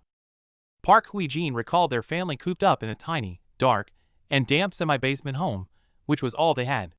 Yet, for her to go to college, her brother remained her faint but steadfast ray of hope. However, this hope was completely shattered after her brother Jong-jin Park passed away. He worked himself to death just for their survival. Poverty took his life, and it took away Park Hwi-jin's only ray of light, leaving behind only endless sorrow. Park Hwi-jin plunged into despair, wishing it was all just a bad dream. Just then, two students furtively pushed aside a partition, and something seemed to be scurrying inside. One of them remarked, "Her brother was the one who kicked my boyfriend," causing the other to exclaim, "Wait, that was her brother!" A mysterious black-haired woman, likely Hwi-jin Park, is trapped, taunted by a voice that brings her friends. The scattered fragments and her pained expression hint at an inescapable nightmare she's enduring. This nightmare relentlessly torments her, as she's repeatedly struck by unknown forces, her body torn apart, screaming in agony. The deep-seated fear and powerlessness from poverty make it seem impossible for her to ever break free. The moment the power killer spray can hit the ground, the fear of being deemed a pest, of being killed with a single spray, instantly consumed her. She collapsed, clutching the deadly can. But pushed to the brink, her instincts fully awakened. Her desperate gaze was instantly replaced by fury, as she erupted with incredible power, charging at the threat with blood-red eyes, like a cornered beast. The shocking blow caught her opponent completely off guard. The man was violently thrown back, realizing with a jolt that this seemingly fragile girl possessed terrifying strength, far beyond his ability to contend with. The man was aghast, disbelief etched on his face. That last blow should have been fatal, yet the girl, despite such severe injuries, was now getting back up as if nothing had happened. Lying defeated moments ago, her bloodied hand now tremblingly rose.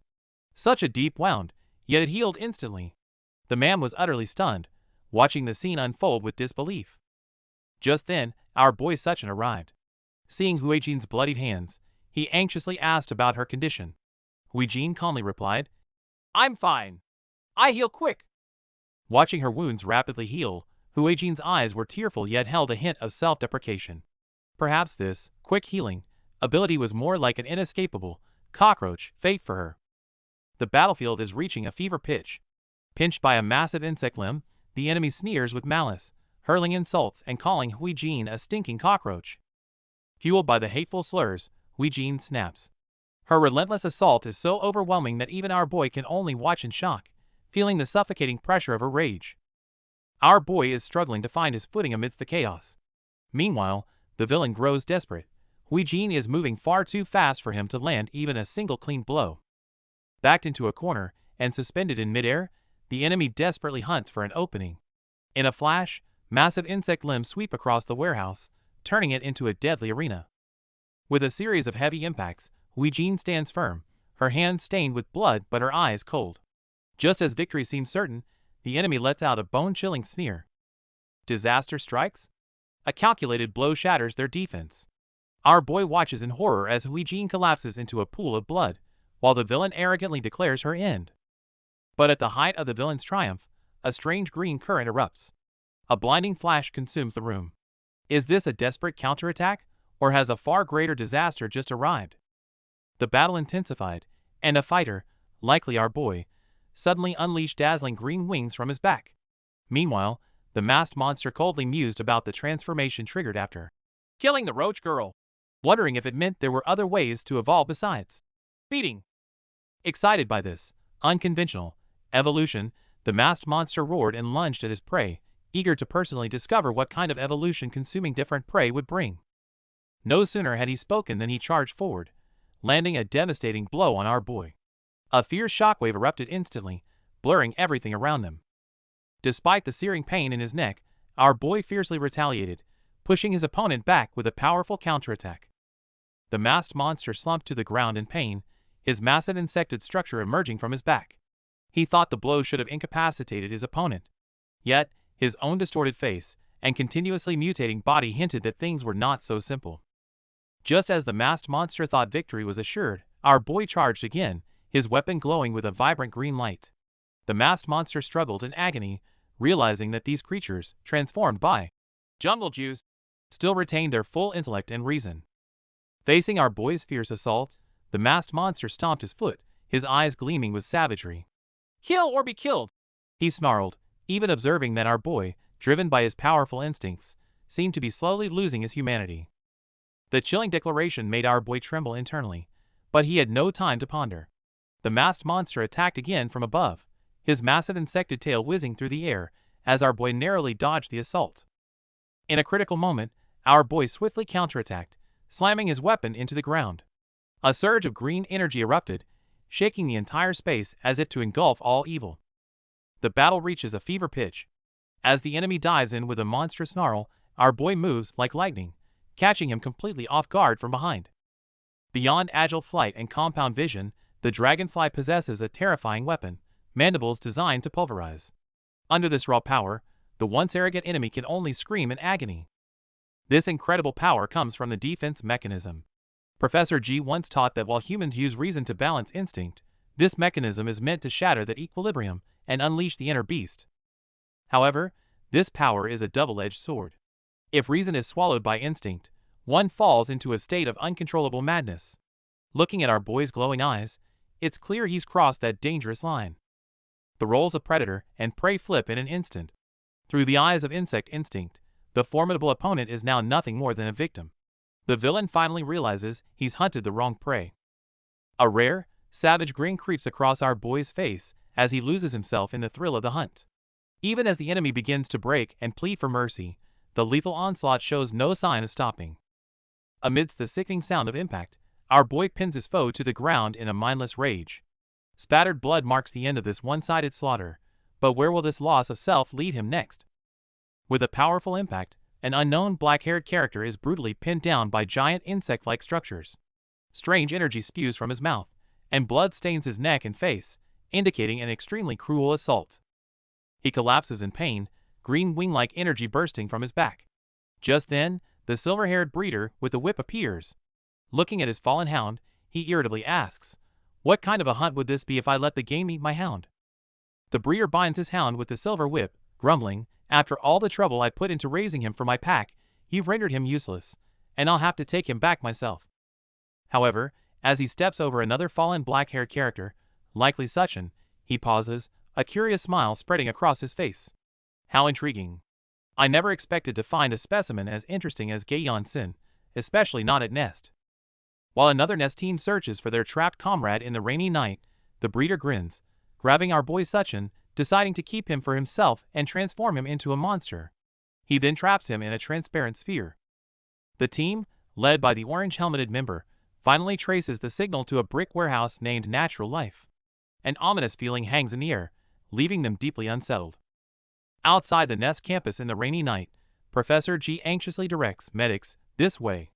Team members rush the severely injured Huijin towards the infirmary, while other students watch with worried expressions.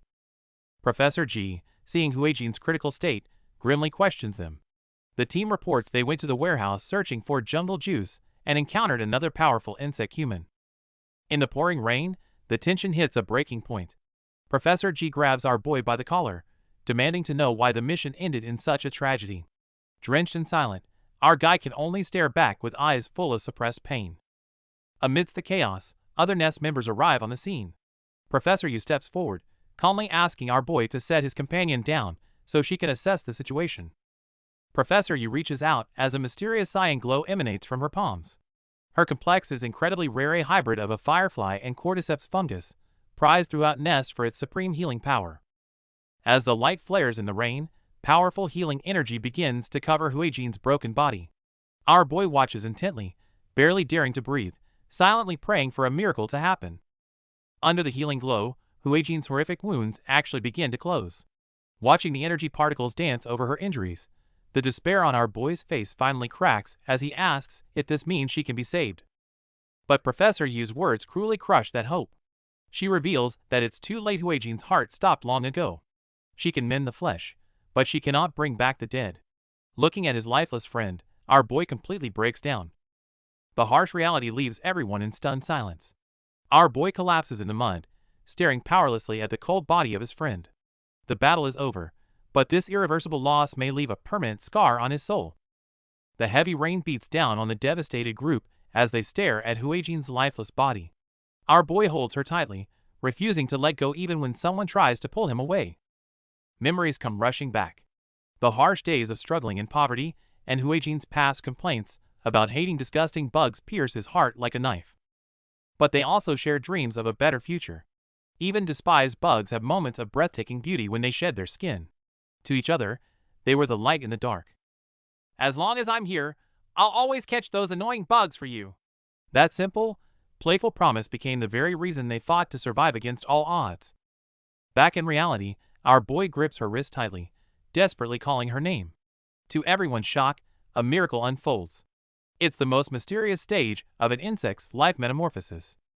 Discarding the broken shell to welcome a surge of new life.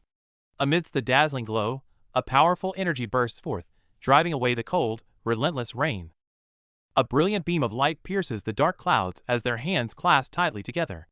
With tears in his eyes and a relieved smile, our boy whispers, "I've got you." As the light fades, Huijin finally opens her eyes. Her fatal wounds are completely healed, and she even sports a pair of cute antennae. This deadly trial has triggered her true evolution. After the intense battle, the relief of survival is overwhelming. Seeing the friends embrace through the rain and tears, it's clear just how much this moment of safety means to them. Back at the Nest Hospital, our boy is looking pretty rough. Covered in bandages and soaked in sweat, it's obvious that his last encounter pushed him far beyond his physical limits. Before our boy can even catch his breath, Doa and Haizong burst in. Turns out they had their own close call, getting trapped under a collapsed warehouse, while everyone was frantically searching for them. They described the terrifying moment the earth shook and everything came crashing down. It was a near-death experience that left them pinned under the rubble for hours before they finally made it out. Everyone is safe, but the mission was a total bust. After all that fighting, it turns out the cans they secured were fakes, leaving our boy exhausted and frustrated at being back at square one. A strange detail emerges. The person who tipped him off about the hideout was just a random passerby. His striking appearance makes our boy realize that this encounter might not have been a coincidence. The stranger had distinctive lavender hair and a complex spider-shaped piercing. That kind of flamboyant, eerie style suggests he's someone far more dangerous than a simple bystander. Meanwhile, inside the pet shop base, mysterious figures walk through corridors filled with an unsettling vibe. A fluffy dog follows them, looking strangely out of place in such a dark environment. Just as suspected, the lavender-haired man is none other than Breeder. Toying with a bloody specimen, he mocks Nest's luck with a chilling arrogance that makes it clear he's already planning his next move. The villains are now checking in on their moles inside Nest. With Breeder's cunning and a new plot unfolding, a much larger conspiracy is beginning to tighten around our boy and his friends. In the hallway, several students appear to have just experienced some commotion, their faces showing surprise or nervousness, while in the distance, classmates in Nest uniforms are arriving. What exactly is going on here? Meanwhile, a girl with blue-purple hair smiles ominously having successfully infiltrated the first-year students. She hints that a little fun is about to begin, suggesting trouble is brewing. Flashback a few days, an unusual assignment to find jungle juice had our boy and his team completely frazzled. But as the deadline loomed, they hadn't found a single can, leaving everyone feeling frustrated and tense. Faced with these results, Professor G unsparingly pointed out that not a single group had found the target. The students grumbled, arguing it was an impossible task, with no clues even online. Professor G, however, was unfazed, even a little smug. He pressed a button on his remote, revealing that the true purpose of the assignment wasn't to find the juice, but to make them realize how difficult it was to acquire. Professor G gravely explained that Nest was currently facing immense difficulties in acquiring jungle juice, so much so that only 2 or 3 vials of the Cinderella cure might be made this year. He revealed that outside the academy, another faction of insect humans was actively collecting this precious resource. The screen shifts, displaying surveillance footage and data cards. It shows this unknown faction using jungle juice spray to randomly attack bystanders, transforming them into insect humans. They're even illegally breeding dangerous alien species, creating various insect-human specimens. Hearing this, the students looked grim, many clenching their fists. Professor G emphasized that many of those present were unwillingly transformed into what they are today, all thanks to this very faction. In the past, this faction rarely confronted Nest directly and operated covertly. But recently, their actions have grown increasingly bold, even shamelessly setting traps to threaten the academy. Clearly, things have changed completely, and a larger crisis is brewing. Professor G lays it down straight. This semester is no longer a drill. It's all about real combat. He warns the class that if they aren't ready to risk their lives, they should pack up and leave right now. Real combat comes with a high price, and the recent casualties in Group A are a grim reminder. These students know all too well that one mistake against a specimen can be fatal. The tension in the classroom is thick enough to cut with a knife. Despite the fear, no one is moving. They've come too far to back down, and their eyes are filled with a grim resolve. Suddenly, a student breaks the silence with a practical question. If the risk is this high, will it boost their grades? The professor confirms that surviving these missions will have a huge impact on their final ranking. The moment he hears high risk equals high reward, his entire vibe changes. For someone aiming to be the valedictorian, putting his life on the line is the fastest way to rise to the top. Instead of suffering under the sick laws of this jungle, they're choosing to fight back and tear those rules down. A fierce will to survive and conquer is starting to spread among the students. Fueled by a competitive fire, no one wants to let the transfer kid outshine them. They'd rather unleash their instincts in battle than spend the rest of their lives hiding in the shadows. The atmosphere in the classroom is heavy. Professor G sternly warns the freshmen that while he used to only worry about injuries, now their lives are on the line. The weight of his words leaves the room in chilling silence. But then, the mood shifts. Professor G praises their teamwork and announces a student orientation before next week's special sessions. Our boy is left stunned by the sudden pivot from life or death talk to a social party. Calling it an orientation is an understatement. These insect humans party like they're at war. Amidst the chaos, our boy feels a surge of emotion, finding this bit of normal college life strangely surreal after all he's been through. Just then, a drunk Doa completely loses her cool.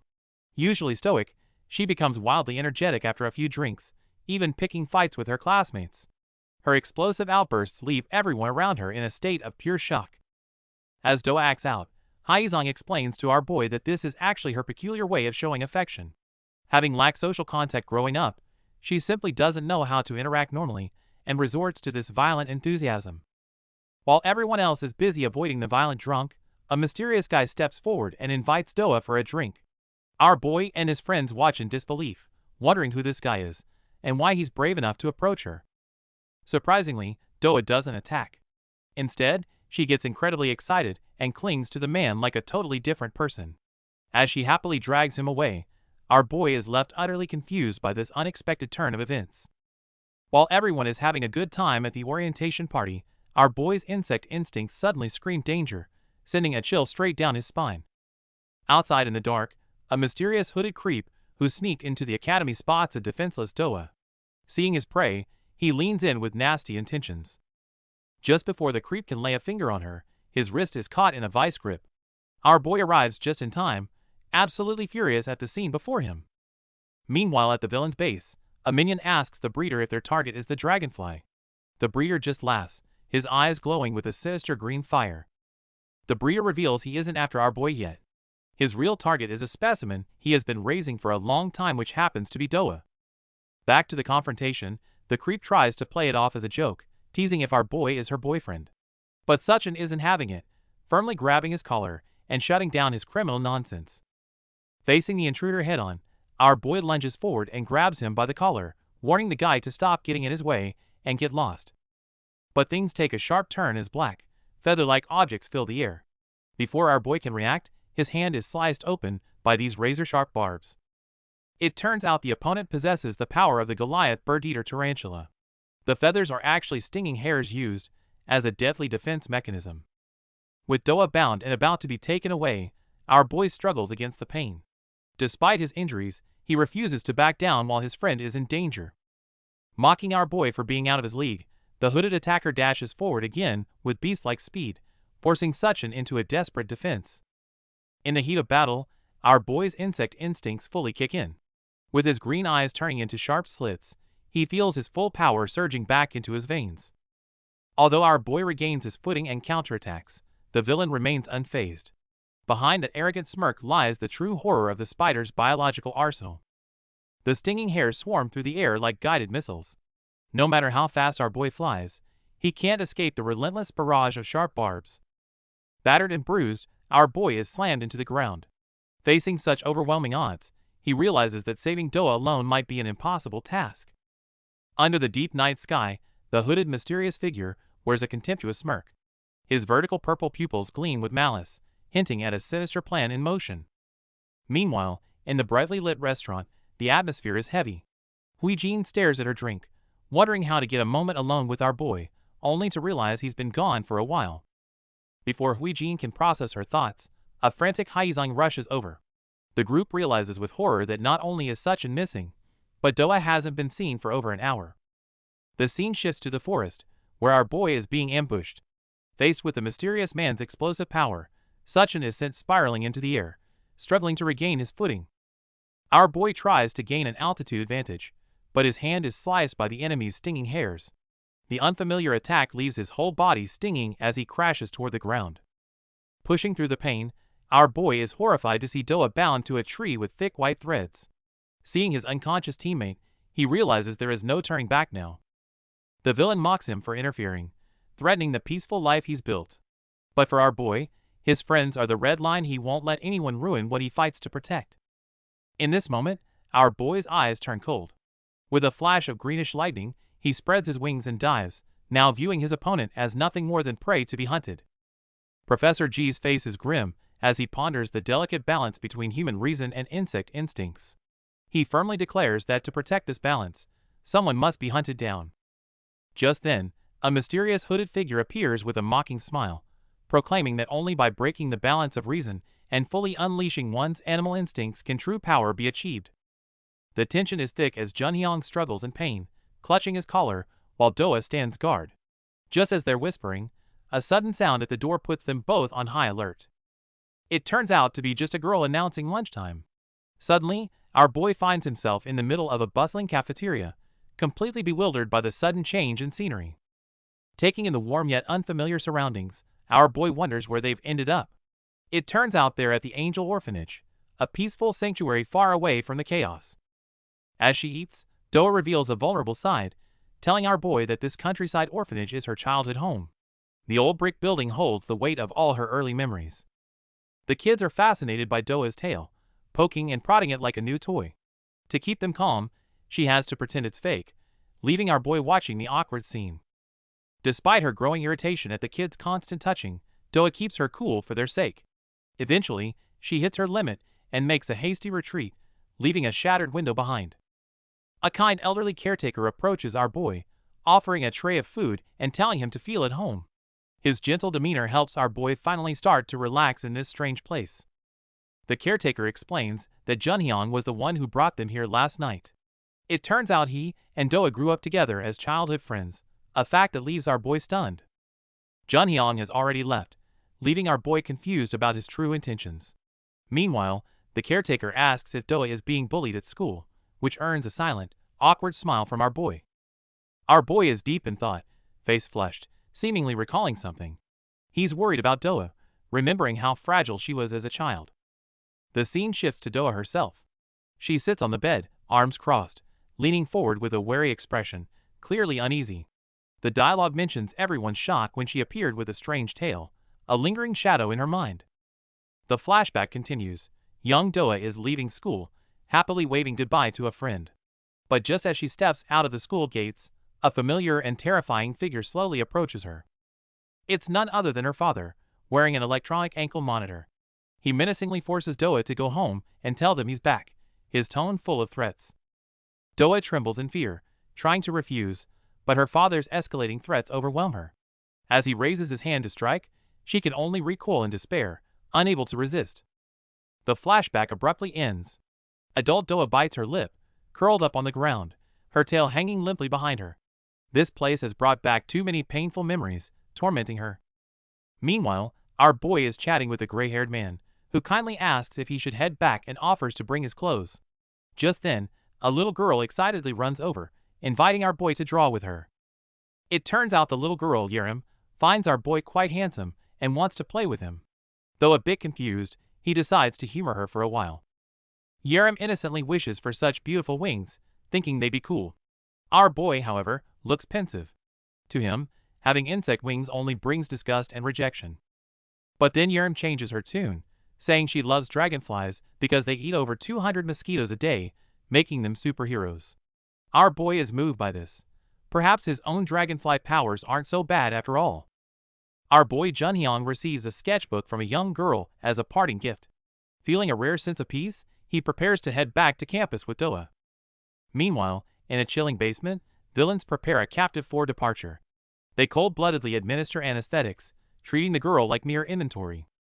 Photos of cruel experiments line the walls as a giant millipede rides in a metal grip. To these pet shop members, insect humans are nothing but valuable products. They even use specialized sprays to ensure the products remain undamaged. Every move is calculated to preserve the market value of their captive specimens. Suddenly, a knock at the door interrupts them. Junhyang peeks in, claiming he's lost and looking for a bathroom, a weak excuse for being in a restricted basement. As they call out his trespassing, Junhyang drops the act.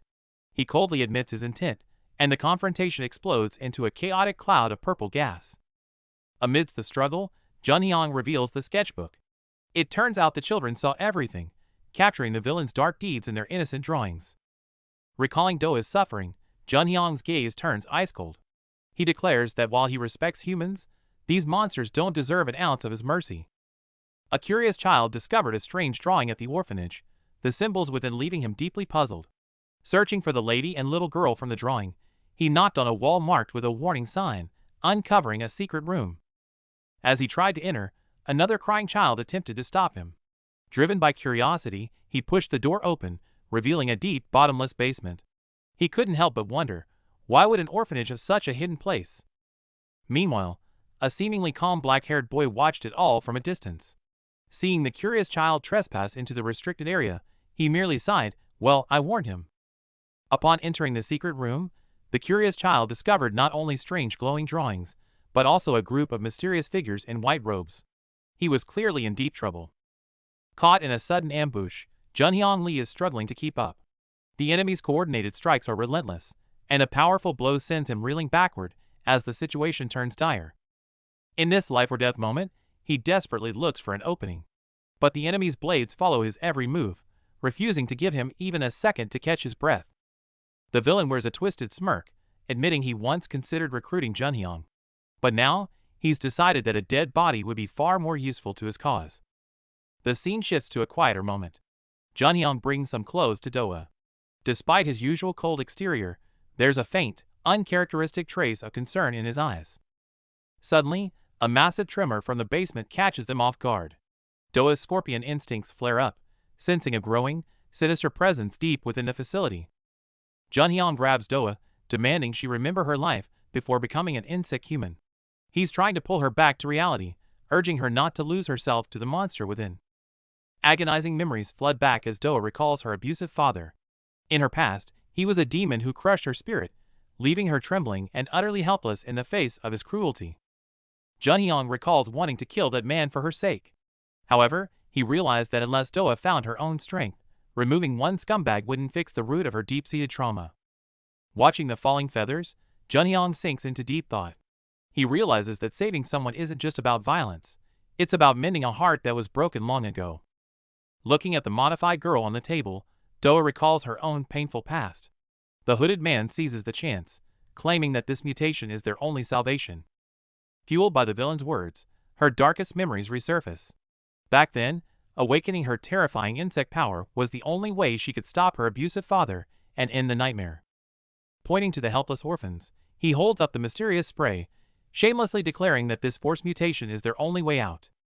Painting a picture of a utopia for insect humans, he grabs her arm, urging her to abandon humanity and join his cause in the name of friendship. Playing along with his twisted manipulation, Doa quietly agrees, only to suddenly deliver a brutal kick that sends the clueless villain flying across the room. Stomping the ground with immense power, her dominant stance says it all.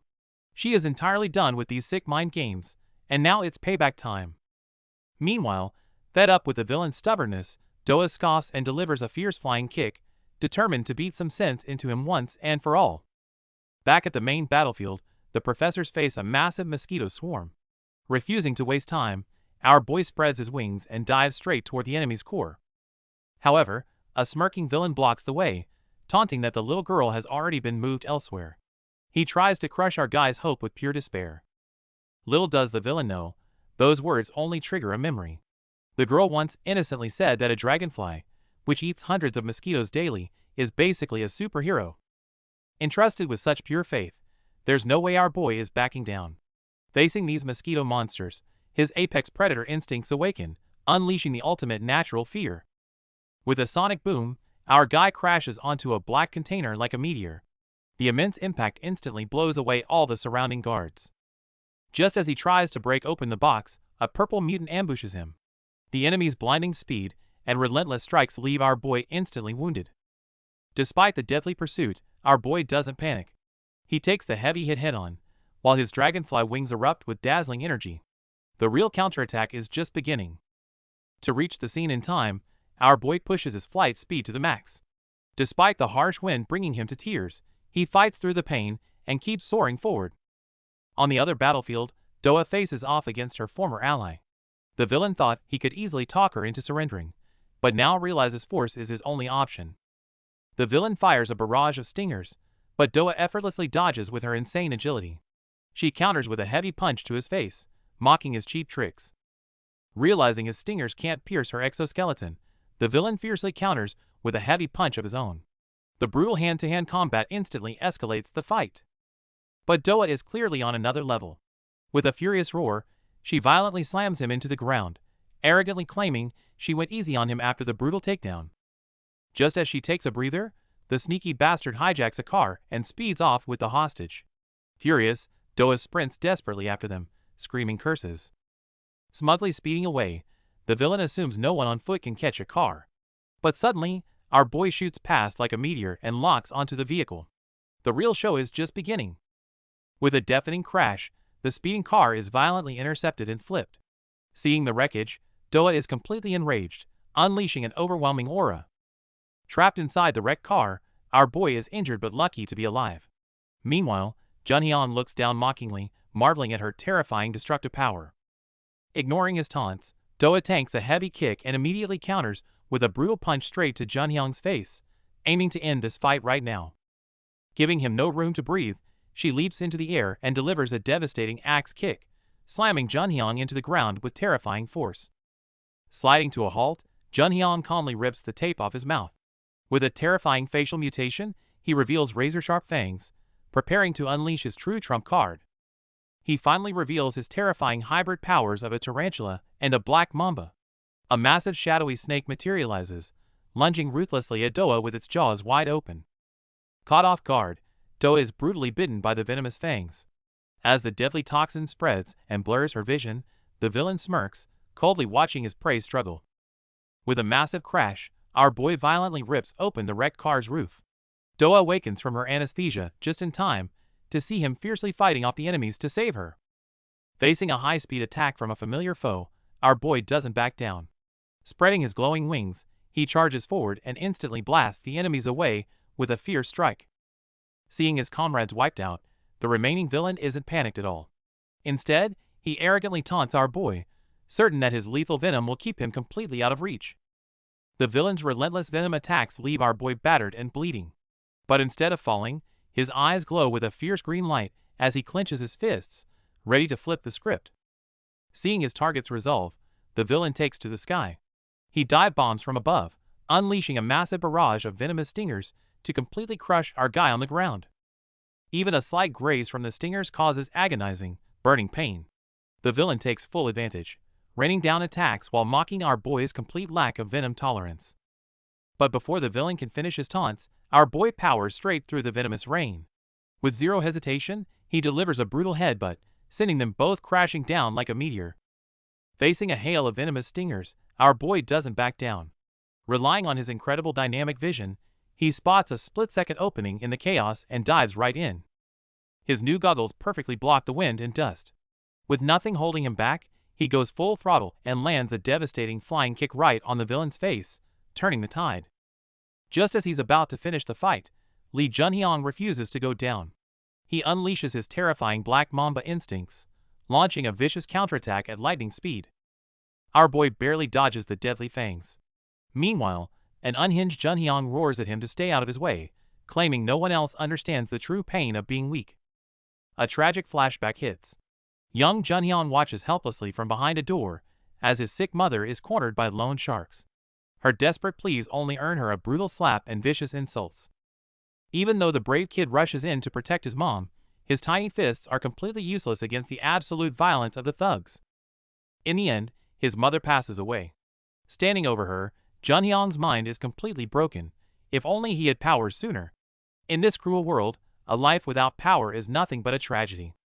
Desperate to save Doa, the deranged Junhyang unleashes his tarantula's defense mechanism. Countless stingers morph into a massive, multi-headed snake aura, crashing down toward them like a nightmare. Facing the overwhelming barrage, our boy knows he can't dodge it all. Without hesitation, he wraps his body around the unconscious Doa, acting as a human shield. Watching this, Junhyang coldly mocks our guy's reckless hero mentality. He sneers that Doa is already immune to his poison, and this self-righteous protection is only putting her in more danger. But our boy ignores the taunts, gently laying Doa down on a safe spot. He firmly snaps back that she is already strong enough and doesn't need his twisted, overprotective complex.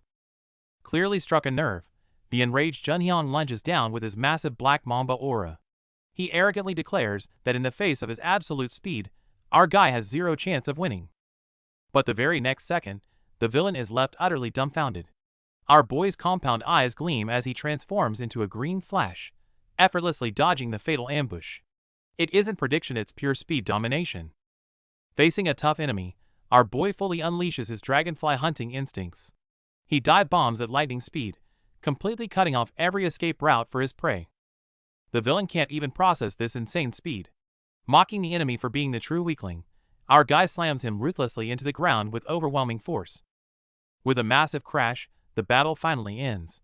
Landing with heavy pants, our boy quickly checks on everyone's safety, while the battered victim breathes a sigh of relief. Just then, the girl gasps and points at his back. Our boy's heart sinks. Haunted by past trauma, he assumes his exposed wings will make them see him as a monster again. But to his surprise, the girl isn't scared at all. Instead, she looks at him with pure concern, heartbroken by the torn clothes and wounds he got from saving them. The rescued victim also sheds tears, sincerely thanking their Mr. Dragonfly. Hearing this long-lost gratitude, our guy finally lets his guard down and smiles in pure relief. But the cool moment doesn't last long. The battle wound suddenly stings so bad he has to grab his eye. When the panicked girl asks if he's okay, our boy plays tough, swearing it doesn't hurt at all. After ensuring Mihui is safe, our boy turns to check on the unconscious Doa, only to find she has vanished into thin air.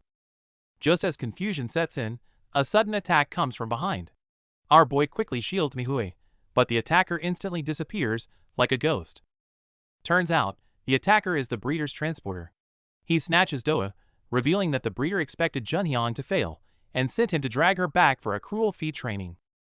Hearing this, the heavily injured Junhyang desperately struggles to save Doa, but the transporter mercilessly pins him down, mocking him as a worthless dog abandoned by the organization. After a few cold insults, the transporter drops a flashbang and vanishes with Doa in the blinding light. Unable to give chase, the defeated Junhyang is full of frustration.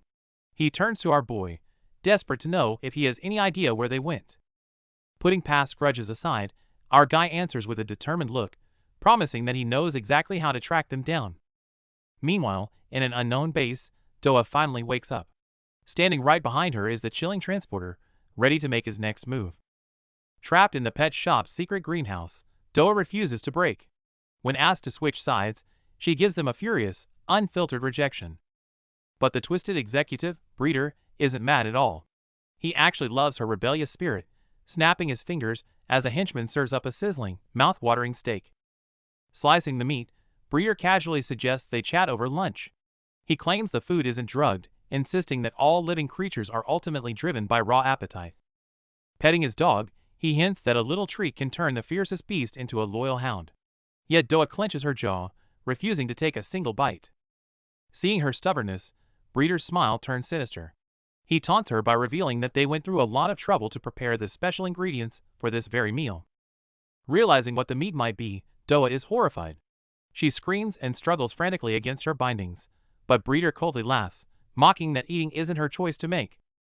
Suddenly, a wave of intense dizziness hits Doa, leaving her completely paralyzed.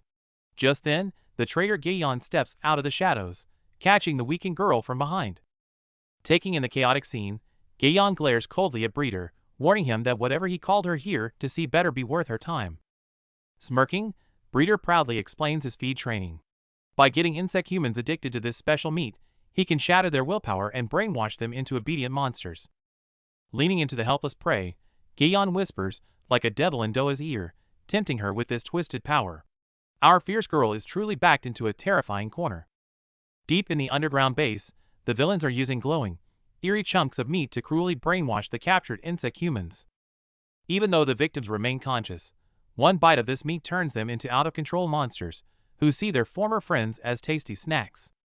Just as the villains are gloating, a sudden massive explosion rips through the area, forcibly interrupting their twisted brainwashing ritual. Meanwhile, to track down the invisible enemy, Junhyang uses his tarantula abilities to cast a massive sensory web across the forest, leaving the target nowhere to hide. But his smug smile doesn't last long. A terrifyingly powerful enemy suddenly appears and pins his ally down, making our boy instantly tense up. Tightly guarding the unconscious Doa, our boy finds himself deep in enemy territory. The villainous boss isn't panicked at all, but rather eyes this unexpected guest with amusement. Feeling the oppressive aura, our boy immediately recognizes him as the dangerous guy from the warehouse. To make matters worse, the traitor Gaeon Sin is also present. They finally notice what's wrong. Purple lightning marks are glowing on Doa's neck. She's been entirely controlled by neurotoxins and Gaeon Sin's abilities this whole time.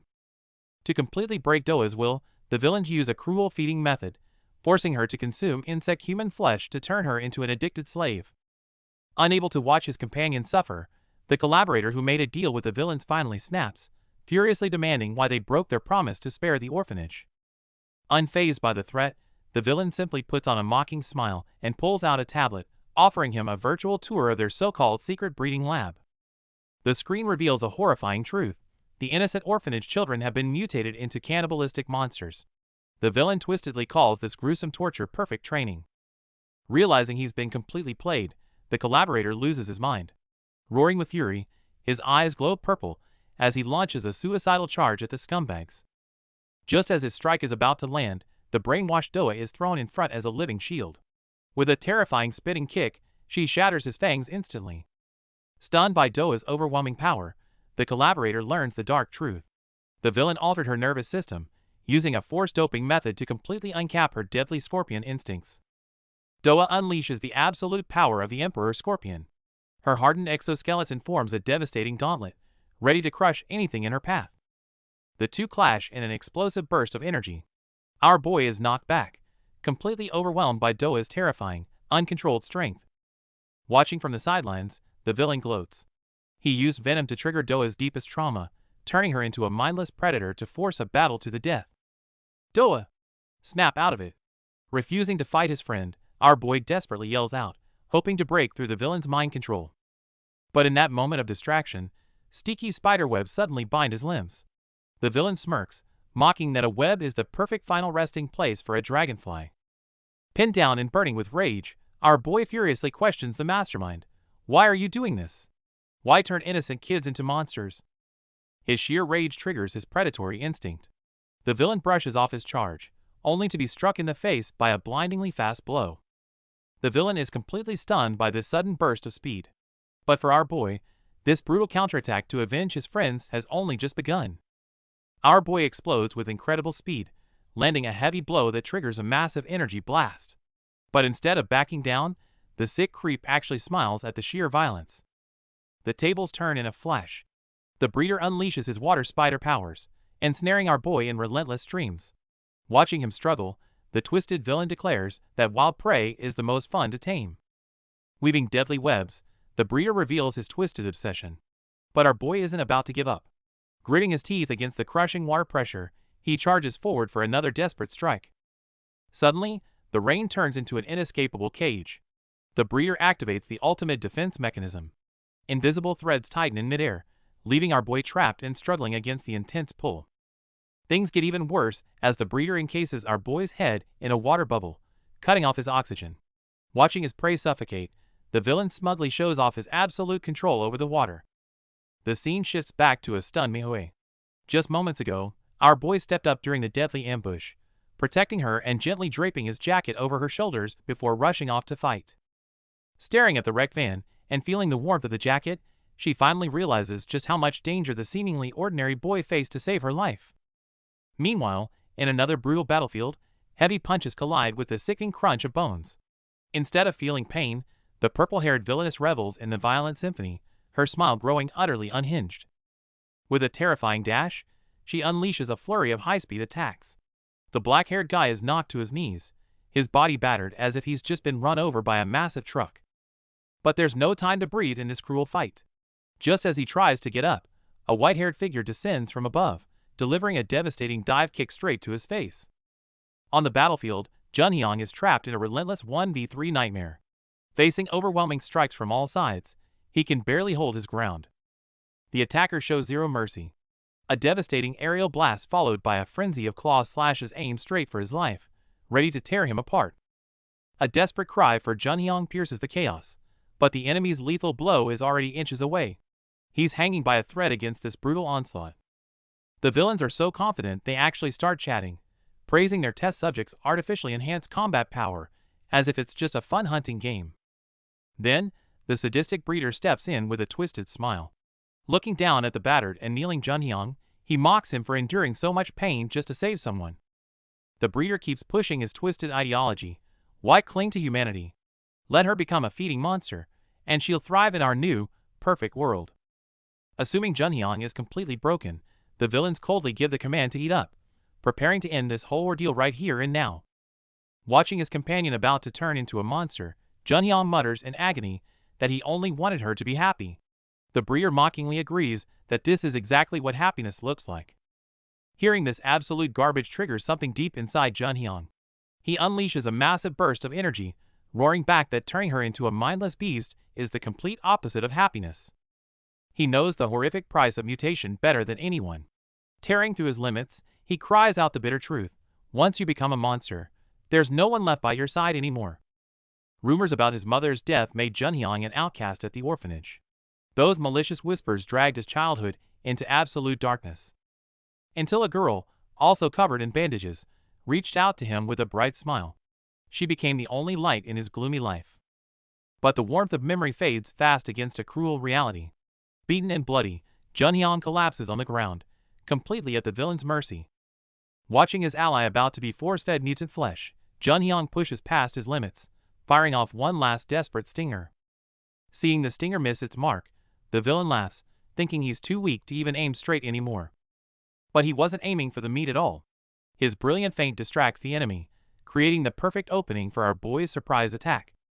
Carrying Junhyang's unspoken trust, our boy fully unleashes his instincts. Spreading his massive wings, he dives from the sky like an absolute menace. The villain bares her fangs, instantly locking onto our guy with a deadly barrage.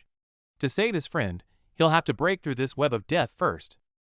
Facing the overwhelmingly powerful breeder, our boy recalls Lee Junhyung's warning.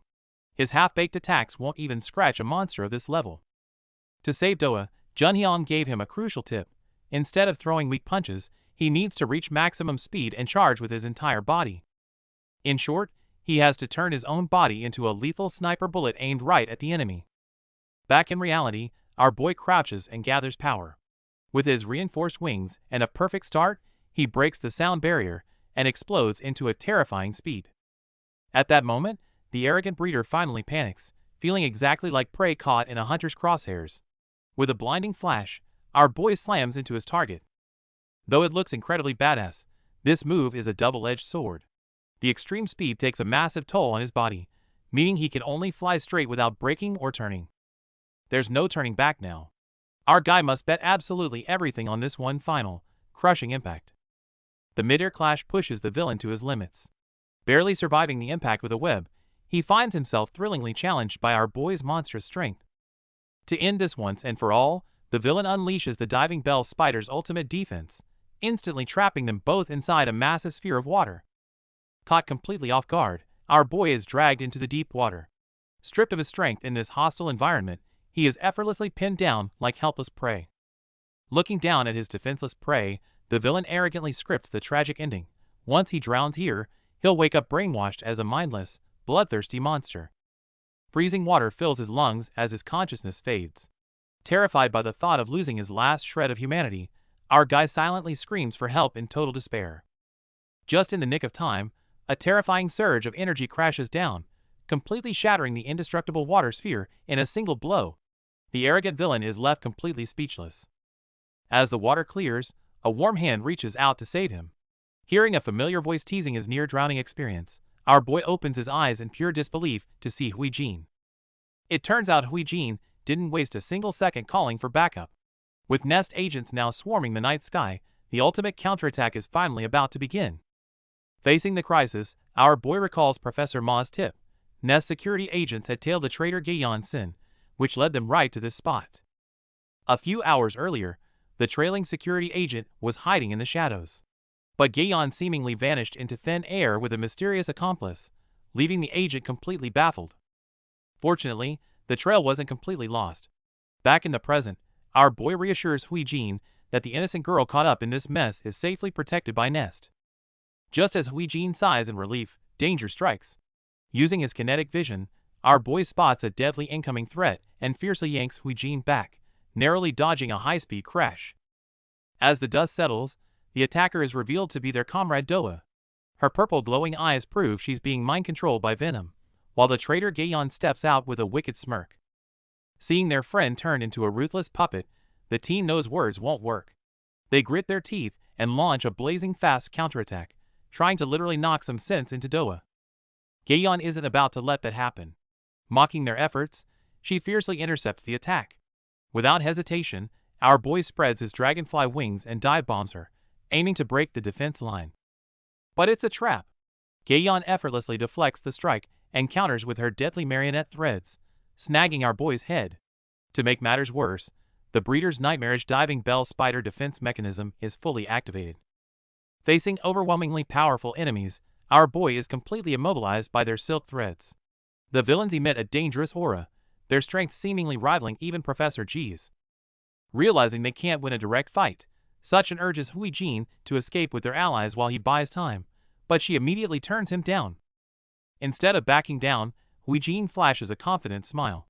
She reminds him that they are far from fighting a losing battle alone, as their reinforcements have finally arrived. Right on cue, Haizong bursts onto the scene like a cannonball, sending an enemy flying.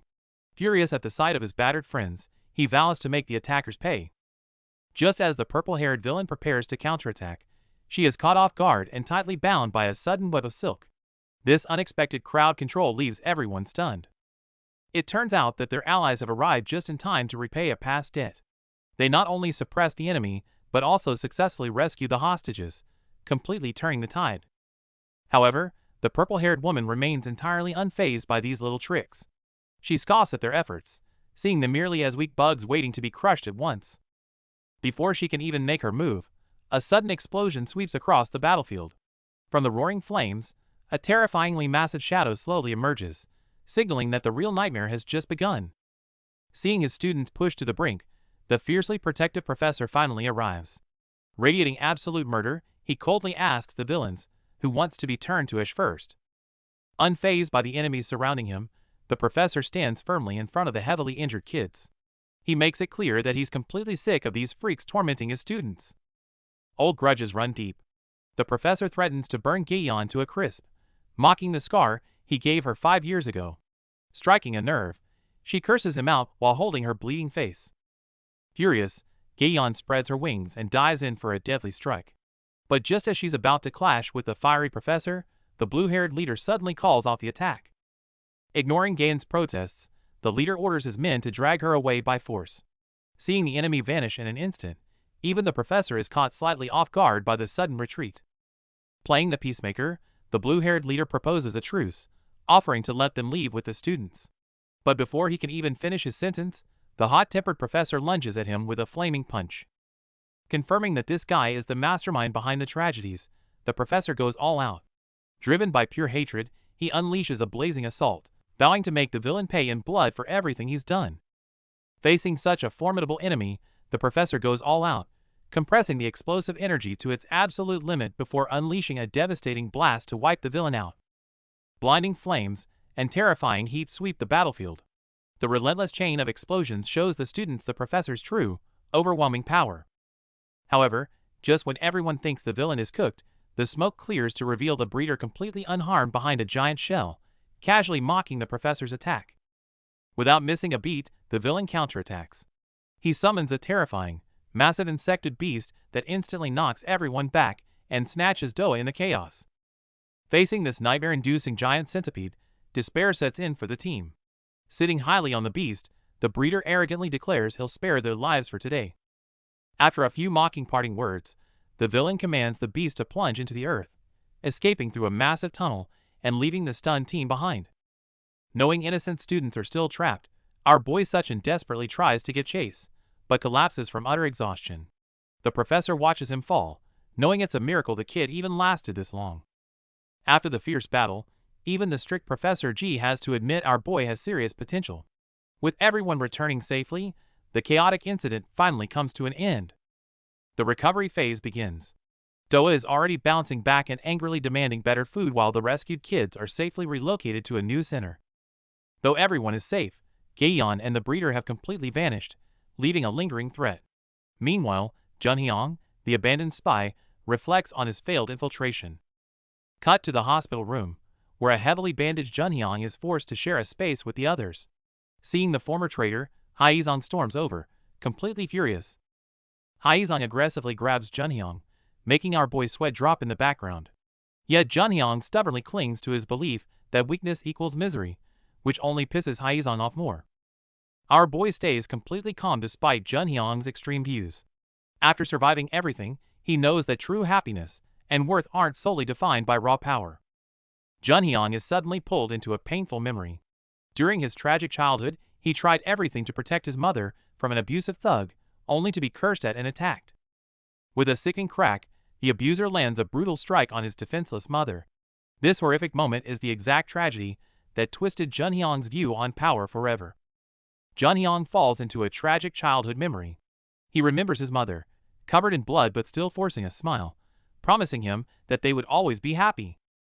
Waking up from his memories, Junhyang still can't let go of his mother's empty promise. Now fully healed, he is quickly escorted away by heavily armed guards for interrogation. Meanwhile, the others visit the injured in the hospital. Having just been discharged, our boy heads back to his dorm to focus on his studies, only to realize something is off the moment he opens the door. To his shock, Wee Jean has sneaked into his room through the window in the middle of the night. Before he can react, she turns around with a half smile and drops a bombshell question. "Did you sleep with Doa?" This unexpected and outrageous question completely fries our boy's brain. He stands frozen in place, breaking out in a cold sweat. Flashing back to the girl's dorm a bit earlier, Hui Jean is blow-drying her hair while chatting with a newly discharged Doa. Out of nowhere, Doa jokingly brings up the misunderstanding of waking up in the same bed with our boy after getting drunk at orientation. Hearing the shocking news, Jean drops her hairdryer in utter disbelief. Without a second thought, she storms out in a rage, heading straight for our boy's room to demand answers. Seeing Jean about to leave through the window, Doa initially asks her to pass a message to our boy.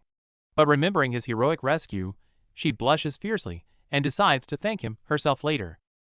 Turns out Jean went straight to our boy's room to interrogate his relationship with Doa.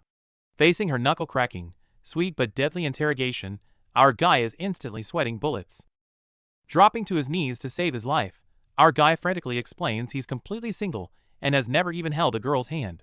Realizing her massive, jealous overreaction, Jean intensely blushes. But Jean quickly recalls he was hugged by his old crush Manhwa, immediately bringing up the old history. With his poor Dragonfly memory, our clueless guy panics and desperately denies everything. Dropping the panic, our boy suddenly looks at Jean with absolute sincerity. Remembering all the time she risked her life for him, he earnestly declares his wish to repay her kindness. Caught off guard by his honesty, Jean leans in dangerously close. With a playful smirk, she whispers that she's completely sure he can think of a good way to repay her. The next day at an executive meeting, the atmosphere is dead serious. The higher-ups officially announce their final decision. Nest is done defending and will prepare for an all-out war against Breeder's organization. Meanwhile, the Academy's top brass reviews the interrogation recording of the mole. Though abandoned by the enemy, he still provided some highly valuable intel. Following the clues, the fiery Professor Ma reveals a hidden laboratory where the enemy keeps all their fully mutated insect-human monsters. This isolated place, known as Black Island, is likely their main base. To play it safe, Professor G suggests sending experienced graduate students to scout it out first. However, the dean shakes his head. The upperclassmen are busy, and higher-ups have recognized the freshmen's potential, ordering our boys' class to take on this reconnaissance task. Despite Professor G's concerns, the other mentors agree that overprotecting them won't help. Facing the looming conspiracy, they decide it's time for these rookies to brave the real storm. Meanwhile, our boy is grabbing a bite with his newly rescued companion. To show her gratitude, she treats him to a meal, but the insane spiciness leaves him sweating bullets. Looking at the bustling street, our boy can't help but marvel that, lethal crises aside, it feels just like a normal college town. But beneath the surface, a brand new trial awaits them. While enjoying a casual meal, our boy and Jean chat about Hyezong visiting his parents, and wonder how Doa is doing alone. Just as the mood sets in, two mischievous classmates pop out of nowhere, teasing them for supposedly being on a secret date. Jokes aside, the girls are actually heading to the newly opened lab to apply for gear. Hearing this, Jean excitedly drags our boy along. On the way, they explain to our confused boy that the lab engineers combat gear, and its opening means a major battle is approaching. Soon, the group arrives at the high-tech research center. Stepping inside, our boy is completely mesmerized by all the fancy equipment. When asked what he plans to apply for, our boy sheepishly admits he just tagged along, while the girls firmly state they need custom weapons. Recalling how our boy saved them in the woods, the girls feel grateful, but also deeply frustrated by their own helplessness. To survive the brutal trials ahead, they must get stronger. Their fierce determination resonates deeply with our boy's own inner fears. Realizing he also needs more power to face the unknown threats ahead, our boy steps up to the counter with a clear plan in mind. Friends thought our boy would be devastated after his recent defeat and failing to save the kids, even wondering how to cheer him up. Meanwhile, Professor G hits the nail on the head regarding the upcoming tournament. Rarity doesn't decide the winner in this survival game, the hunger to get stronger does. Our boy is clearly fully driven by that exact hunger. Preparing for the brutal fights ahead, he seriously asks for a custom pair of combat goggles. Over at the pet shop's safe house, a minion walks into a wild scene. The silver-haired executive has completely restrained the rampaging purple-haired woman with his threads. The purple-haired woman isn't one to back down. She forces her way out of the bindings, ignoring the bloody gash on her face, her eyes filled with pure murderous intent. She gets right in his face with a deadly warning. Faced with a literal death threat, the silver-haired executive sensibly laughs it off and withdraws his threads. Turning around to prepare some tea, the executive starts scheming. He is highly intrigued by this dangerous woman's secrets, especially regarding whatever happened to her at Nest 5 years ago.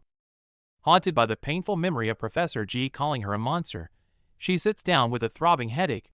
Handing her tea, The executive smoothly drops an offer to help, letting the dark conspiracy slowly unfold.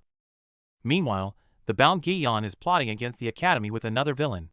Seeing him spike her tea, she coldly mocks that a man's sudden hospitality always comes with ulterior motives. Back at the academy, Professor G shows the class a photo of Black Island, the enemy's headquarters. To rescue their captive peers, Ness will host a special group tournament to select an elite infiltration team. While other students are excited about the chance to earn high marks, our boy looks dead serious.